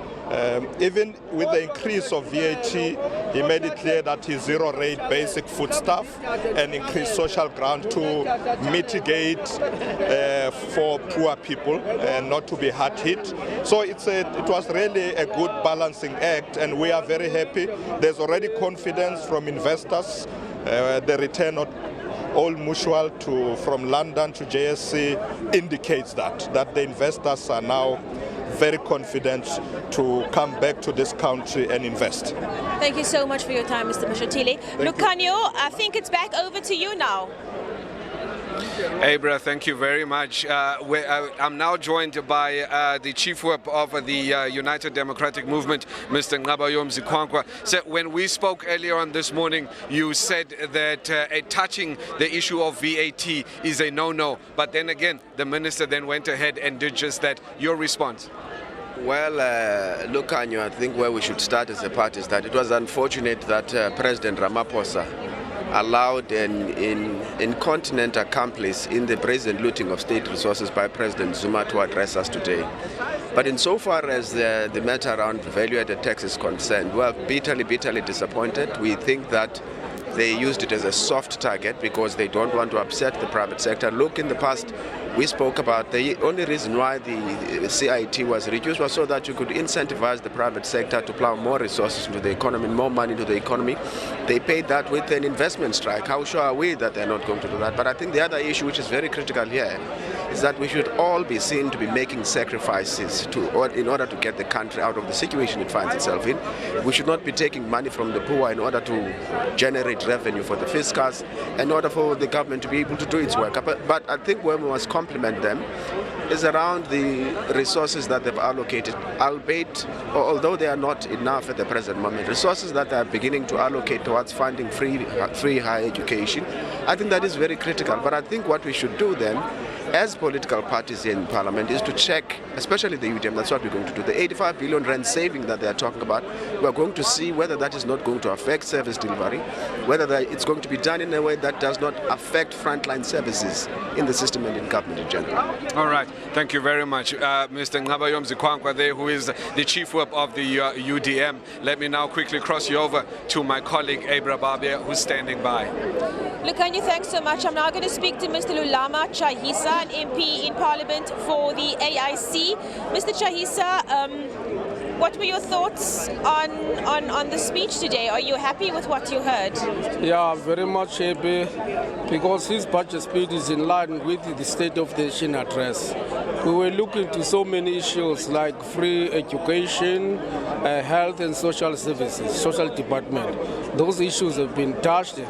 And again now, I was happy now when he spoke about the contribution and the support that is going to give to small businesses, because this is one of ways of growing the economy of the country. So it means that locally the economy will grow once support is given to small businesses. So it was a good speech indeed. Mr. Chahisa, thank you so much for your time. Lukanyo, I think you've got a guest over there because it's over to you now. Thank you very much, Abra. I'm now joined by the leader of the PAC in Parliament, Mr. Luthando Mbinda. Sir, your overall impressions of the budget tabled by Finance Minister?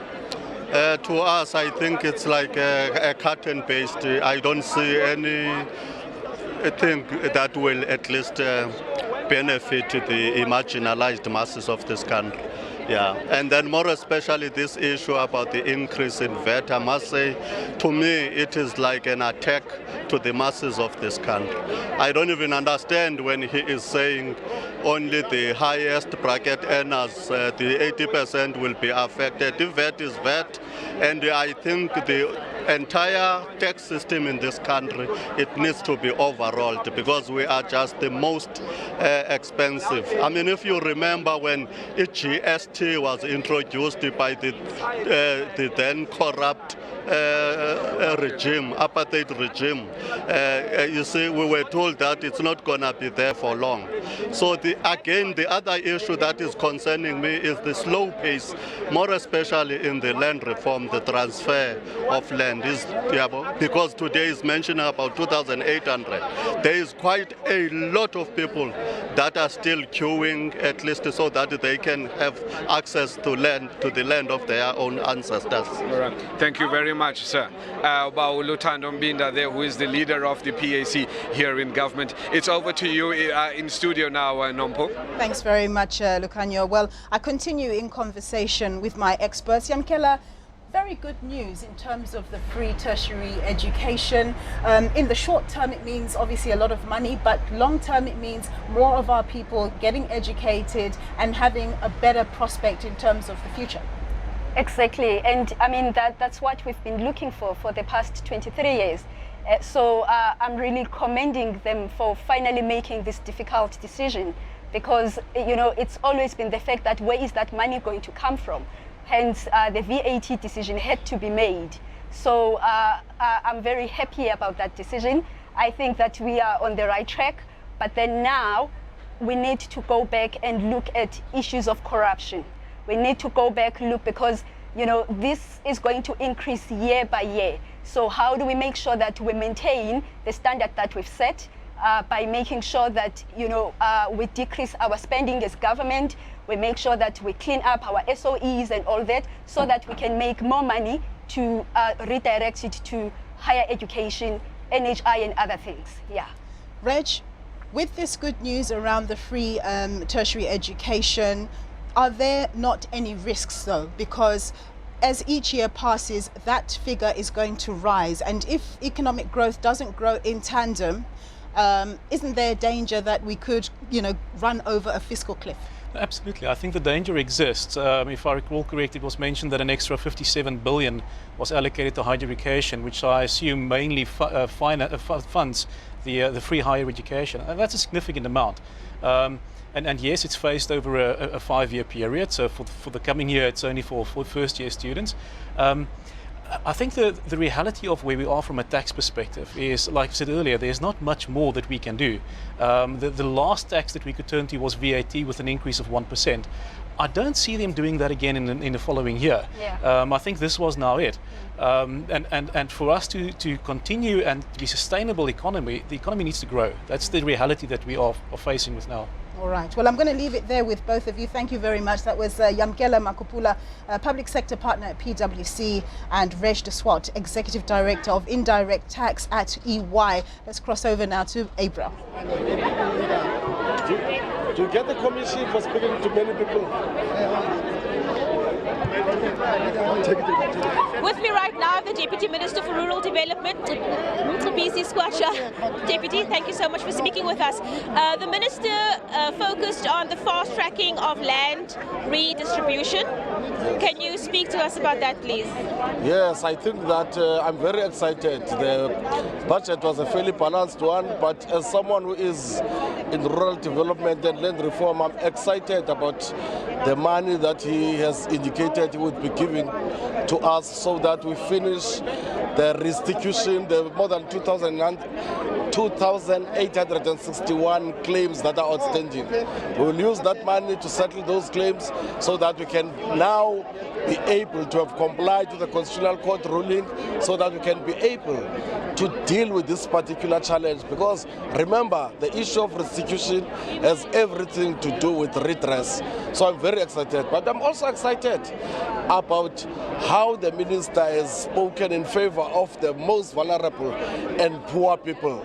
Because if you see what he is doing, he's making sure that the most vulnerable people in our country are able to put something on their table. Thank you very much. Deputy Minister, thank you so much for your time. I see your colleague is over here. Let me just cross over to her. Minister of Small Business, Lindiwe Zulu. Ma'am, thank you so much for speaking to me right now. Ma'am, what stood out for you? Do you give the speech a thumbs up or not?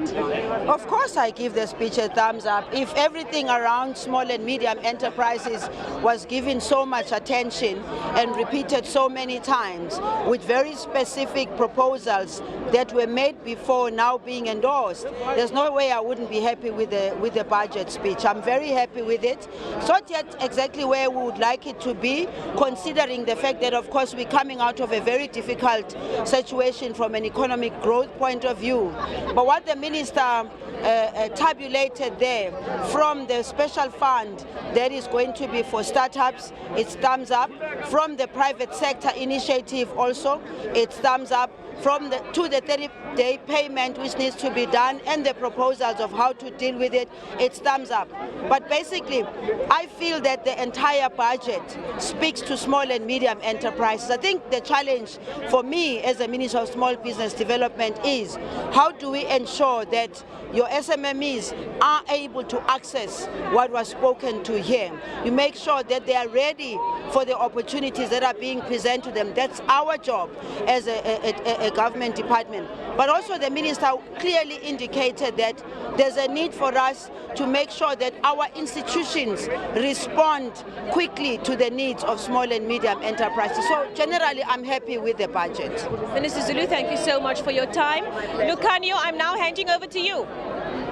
Abra, thank you very much. I am now joined by Mr. Peter Moyo, who is the CEO of Old Mutual. So from business side, your overall take, if I may, of the budget speech? Firstly, I think it was a good budget. It was actually always going to be difficult.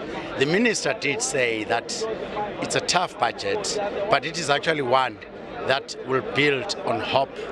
And so I actually think from a business point of view, it is a good budget. It was a balancing act. What aspects of it can you build on, this issue of hope? What were some of those key issues that you feel that the minister can build on, the country can build on? Well, the minister did talk about not taxing the business community too much. He actually acknowledged that we are already heavily taxed. He also talked about not taxing a lot as far as the the high income earners are concerned. But he also gave quite a bit to the low income earners. It was a balancing act.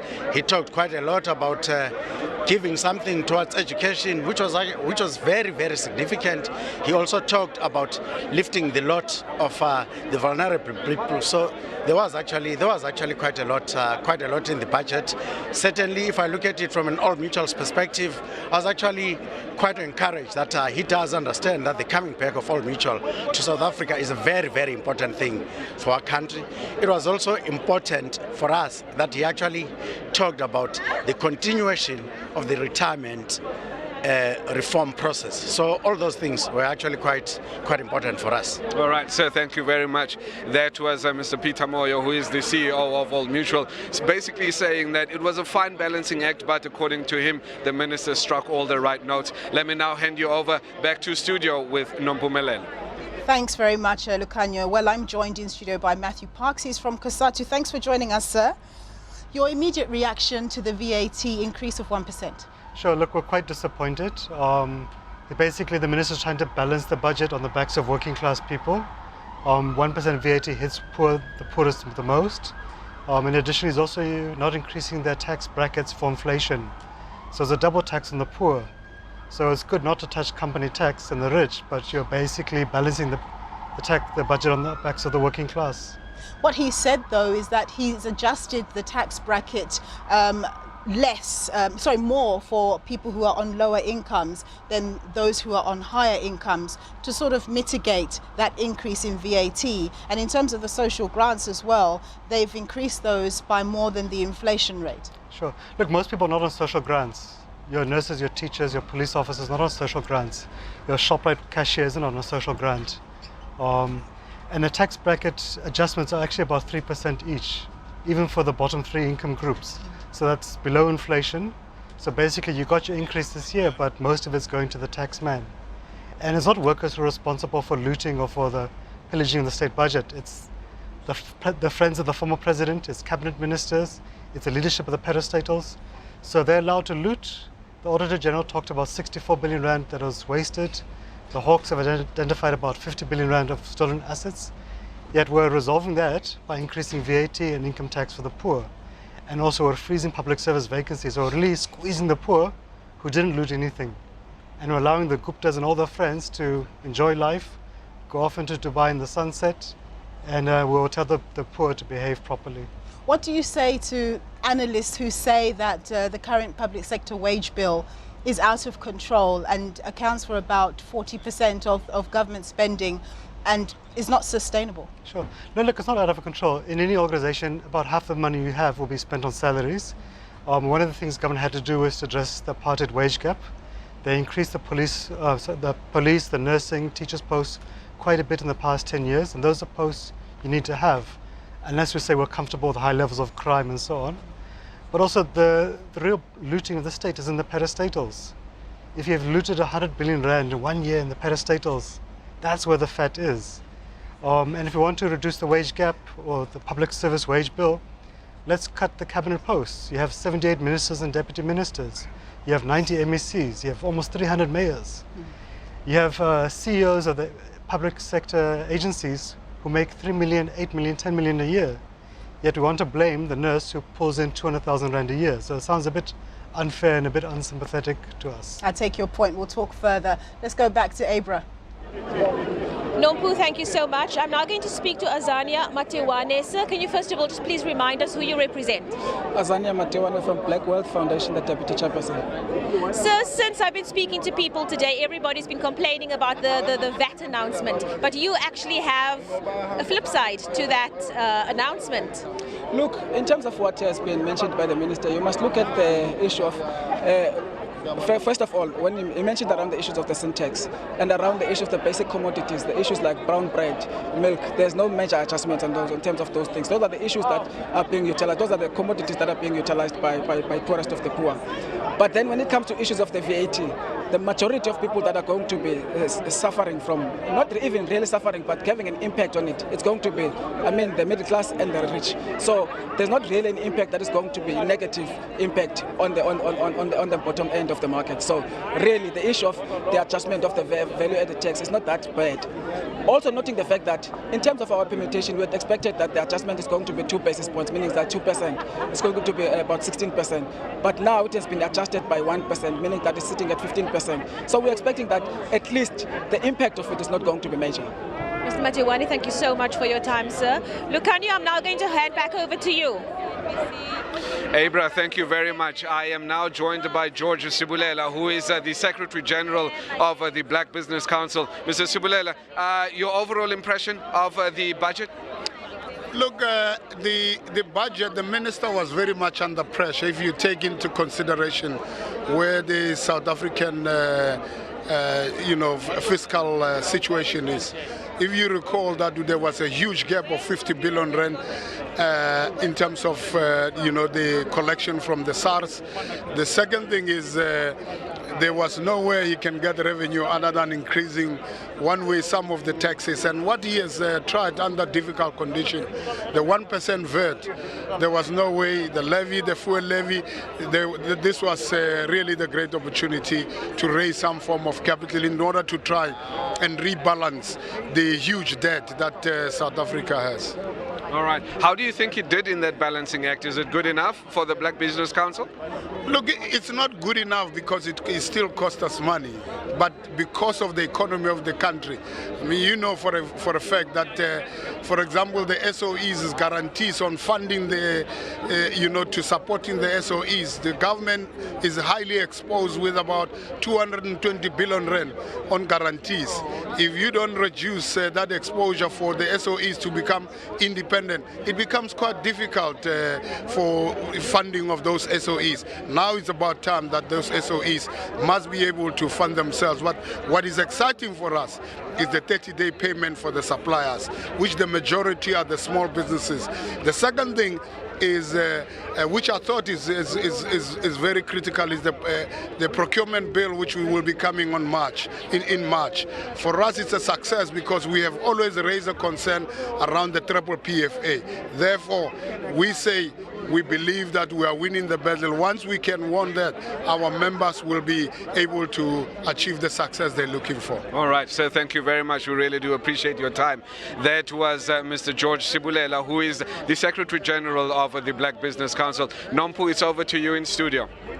Thanks, Lucanio. I'm still in conversation with Matthew Parks from COSATU. Matthew, I want to try and direct our conversation to more positive issues. Sure. The one thing that came out was the Auditor General is going to get some teeth. They're going to amend the Audit Act, which means that he's going to be able to hold municipalities, national government and so on a bit more accountable, which is great. And then, of course, there are all these investment measures, investment incentives, special economic zones, people getting preferential tax in order to be able to boost employment and so on and so forth. Your take on this, as it means a bit more industrialization? Sure. No, look, we've been supporting the Public Auditor's Amendment Bill. The sooner it can be passed, the better, because it's a bit of a fallacy to say the auditor makes recommendations and you can just ignore it. And you see what the damage it is to the government across the board. 90% of municipalities have failed audits. You have entire departments which have failed audits, so that's very good. Hopefully Parliament can pass it quickly. But on the other part, around the economic and the jobs issue, we were very kind of inspired and motivated by the President's State of the Nation address last week. We really felt the theme he was focused on was on job creation, a quarter plan. We were quite surprised in the budget that there's not much speaking to that. The President talked about a sector-by-sector jobs plan. We haven't seen much. A lot of the stuff we've seen, like Comrade Gigaba mentioned, is stuff that's already been there. We're not sure how they're going to mark a decisive break with 1 out of 3 workers being unemployed. You've got workers being retrenched in the thousands across the economy, in the mining sector, in the retail sector, agriculture. We didn't really get a sense of that. A few departments talked about jobs, that's trade and industry, agriculture and water, but the rest were quiet about it. So not sure those little piecemeal efforts, how will they really create jobs for 8 million unemployed people in a very short space of time. Has COSATU changed its view on the employment incentive scheme? Because when it first came out, you guys were not in favor of it, and people were criticizing you, saying that actually you just care about the people you represent, your members. You don't care about the unemployed. You know, this opportunity will enable them to get their foot in the door. Has your view changed? Do you think that this incentive has actually worked to bring more people into the workfold? Look, we must care about our members because the members are the reason why unions exist, but also our members support the ranks of the unemployed. So one nurse supports 5 or 6 other dependents who include the unemployed. So it's not as if there's not a common interest. Our concern around the youth wage subsidy is that we're worried about displacing other workers, so that if you're a small business owner, you can fire someone when they hit the age of 30 because government is going to subsidize you for hiring a younger person. And what we've seen from Treasury and academics' own research, it hasn't really created new jobs yet. So we support government putting money in, and we've been supportive of DTI pumping money into the car manufacturing industry because that's helped to create jobs. We've supported DTI stabilizing the textile industry because we've seen job creation there. So we don't have a problem with government putting money, but we're not sure how is subsidizing a business going to create new jobs. It might just encourage them to fire the older worker and bring in the younger worker. So you're just displacing workers. I hear what you're saying. And in terms of the education figure, 57 billion for that free tertiary higher education, do you welcome that? No, sure, that's fantastic news. I mean, even before that announcement, for the past 3 years, government has basically tripled the NSFAS funding. It's a huge victory. I don't think we cannot undermine it. It's fantastic. Because it serves your members well, those teachers and those police officers to an who can't afford. extent. There's still look, you can't get everything at once, so you don't seem to be unreasonable. So it covers families who earn up to 350,000 Rand a year. But if the husband's a police officer, the wife is a teacher, they'll be excluded because they'll be above the 350. And if your average university fee, including residence and food, is about 80,000 Rand a year, it's still a heck of a burden upon most families. But look, this is a positive start. We're hoping it's the foot in the door. We can expand it later.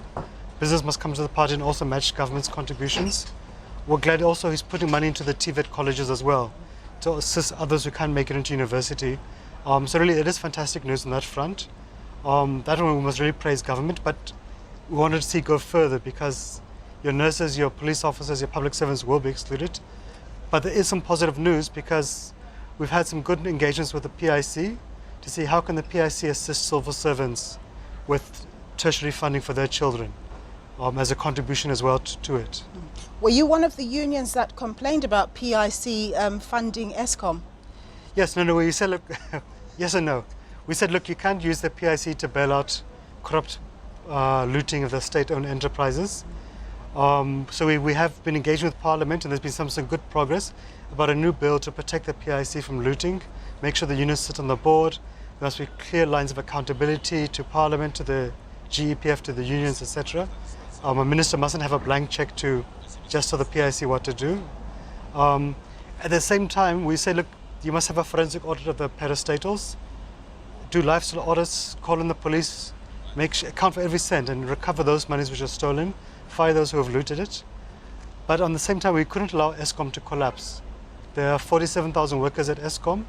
If ESCOM collapses because of a 20 billion Rand shortfall, the economy will collapse because then the lenders are going to ask for all of government's debt to ESCOM, which is 350 billion Rand to be called in. Yeah. Then we'll have no state tomorrow, so we need to get the right balance. Indeed we do. Well, we're going to say goodbye to our SABC2 viewers.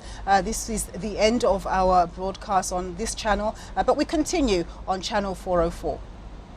All right, now one of the very positive things that came out was government setting up a fund for black business growth fund of 100 billion Rand. It's to basically assist black entrepreneurs. Sure. Does COSATU have a view on this? You're referring to the Black Industrialist Program? Yes. Yeah, so we're supportive of the SMME plan because it helps to grow small and medium enterprises.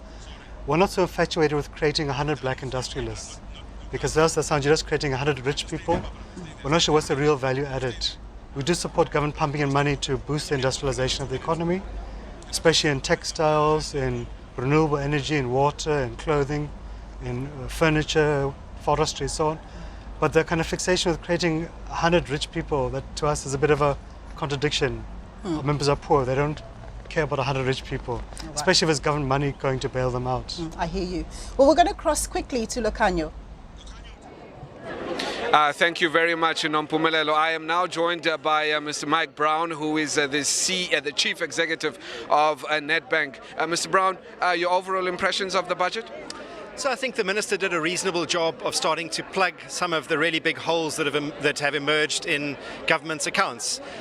Given the political and policy challenges combined with the corruption challenges we've seen in the country over the last few years, we are quite simply not collecting enough tax to pay for our expenses, and that gap has got bigger and bigger. And what you see here is the beginning of starting to close that gap. I'm not sure that the Minister has actually done enough, because if you look out to 2021, our fiscal deficit, in other words, how much more we spend than what we collect in taxes, is still well above 3%, and that number really needs to drop below 3%.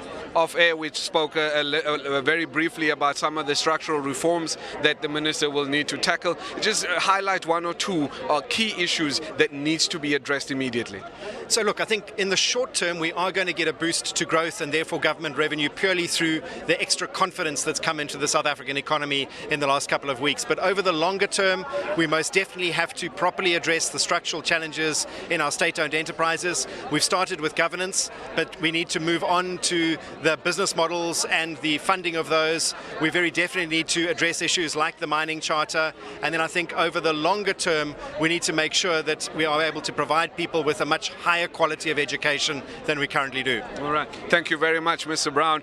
Just on the issue of education, I'd just quickly like to bring in the Minister of Higher Education. Ma'am, good afternoon, and thanks so very much for joining us. Good afternoon. Good afternoon. Molweni sanibona likai. Ma'am, the issue of higher education, of course, fee-free higher education, the introduction of it this year.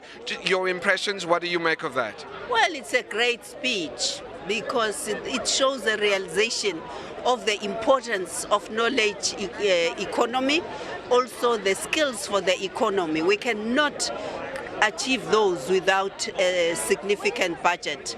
I'm grateful for what has been said because it gives also our university, it puts them under pressure to produce the kind of graduates who will be employable, who will be able to be entrepreneurs, who will literally cut down unemployment significantly. Also our TVET colleges, if they are well funded, it's the time they begin to produce skilled people and not to be in competition with the universities. Your responsibility, ma'am, in making sure, firstly, of course, that the money is spent, and secondly, that the universities live up to their end of the bargain. What will that be? Well, my responsibility number one is to ensure that NSFAS, this National Student Aid Funds, begin to do what it's supposed to do. We've started working on them in terms of ICTs, ensuring that they come up with systems, and so I think they are doing very well now since the beginning of this year. They've shown me a report as to the numbers of people who have already been awarded NSFAS under the new dispensation, but also that they improve. The universities in particular have to look at transformation imperatives because we can help the poor students to enter universities, but student support becomes more critical. Curriculum review and alignment with the needs of the economy of this country becomes equally important. Prioritizing areas like the fourth industrial revolution. There's an expectation that our institutions begin to lead. We don't have a choice. This is where the world is going. So everybody within this post-school education and training sector, they are under tremendous pressure to transform. All right, ma'am, thank you very much. Thank you very much. There was the Minister of Education there basically saying that it's one thing to get the students into universities, but then the universities themselves must then play their role. Nompu, from us on the stairs, it's over to you in studio. I'm sure we'll talk again. Let me thank my colleagues Abra and Lucanio for those feedbacks from the various political parties, and we've since said goodbye to Matthew Parks from COSATU. And now I have in studio with me Temba Maseko. He's the Director of Communications at Business Leadership SA. Thanks for joining us, sir. Thank you. Okay. So what is business's basic response to the budget that was tabled today? Well, we did expect a tough budget. We did expect the Minister to make far-reaching announcements about what government was going to do to reduce expenditure, because you see the crux of our problem in this country, the economy is not growing and government is spending more money than it is collecting, which is known as the budget deficit. And for as long as government continues to spend more than taxes it's collecting, we will always have this situation where there's just so much pressure on the budget every year. And we expected government to say these are the steps that it will take to reduce expenditure. But we know that there are more pressures coming. There are wage negotiations coming with the unions very soon, and that's going to put more strain on the state. And unfortunately, the one thing that's coming out very clear today is that ordinary South Africans are going to feel the pain through the 1% increase in VAT. And we welcome the idea that there'll be zero rating of some of the foodstuffs, especially that are consumed by the poorest of the poor. But essentially, every South African is going to have to pay 1% more on VAT.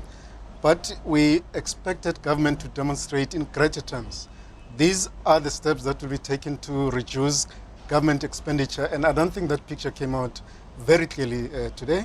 Some indications were that, in fact, government is introducing other measures to increase revenue, increasing taxes for some of the sectors of the economy, but it did not go far enough. From businesses' perspective, do you think government did enough in terms of its packages of incentives, to promote economic growth? Not enough. Some interesting ideas came forth, but our view is that it's one thing for government to come with incentives, but it's something else for government to sit down with key players in the economy to say what can we do together so that government or business can become a partner with government and say these are the steps that you need to take to grow this economy. And clearly there are some steps that have already been taken which we welcome. For example, sending the mining minister and the Chamber of Mine back to the negotiating table. It's just one classical example that if you take 1 or 2 or 3 steps in consultation with the industry, you're going to see changes. You're going to see some growth in the economy. At the moment, we have a situation where government and business are still working too far apart from each other, and would like to see greater cooperation. Well, last week in President Ramaphosa's SONA address, he talked about business initiatives, the business-led 1.4 billion rand fund to promote small business and so on. That was also mentioned. To what extent is BLSA going to be involved in these learnerships for 1 million people over the next 3 years? That yes initiative, the Minister had also mentioned it, which is a youth employment scheme, which is going to be creating work opportunities for up to 1 million youngsters around the country.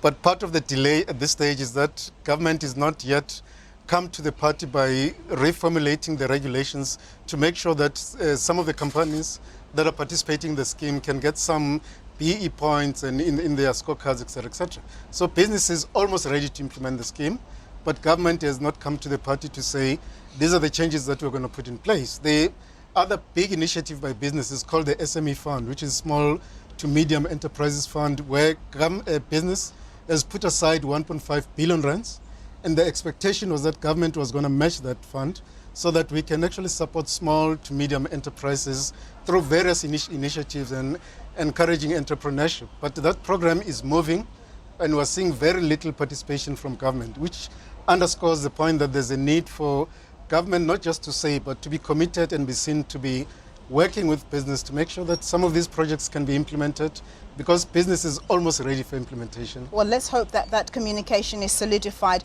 And then just lastly, do you think we've managed to escape the machete of Moody's with this budget today? Well, we've got to digest the speech and see in greater detail what does it mean. But I do expect the rating agencies are going to have some reservations about the fact that the budget did not go far enough about steps that need to be taken. For example, the minister talked about the need for some of the SOEs to actually start exploring possibilities of actually selling off some of their assets. And I don't think that we've got a very clear commitment to say this is what we are going to do with Telkom, Eskom, SAA, to make sure that we begin to see some private sector investment into those companies to reduce the burden on the state coffers. So I think that the rating agencies would have expected something more definitive to say, as government, this is what we're going to do with SAA. We're going to invite a private equity player to make sure that they co-invest with us to reduce the burden on the taxpayer. All right. Well, thank you very much for your time, Themba Maseko, Director of Communications at Business Leadership South Africa, just giving us his take on the budget. And unfortunately, the Minister was supposed to come and talk to us, but he couldn't make it. But we've now come to the end of our special broadcast on the budget. Do take care. All right, a very good afternoon. Those were live visuals.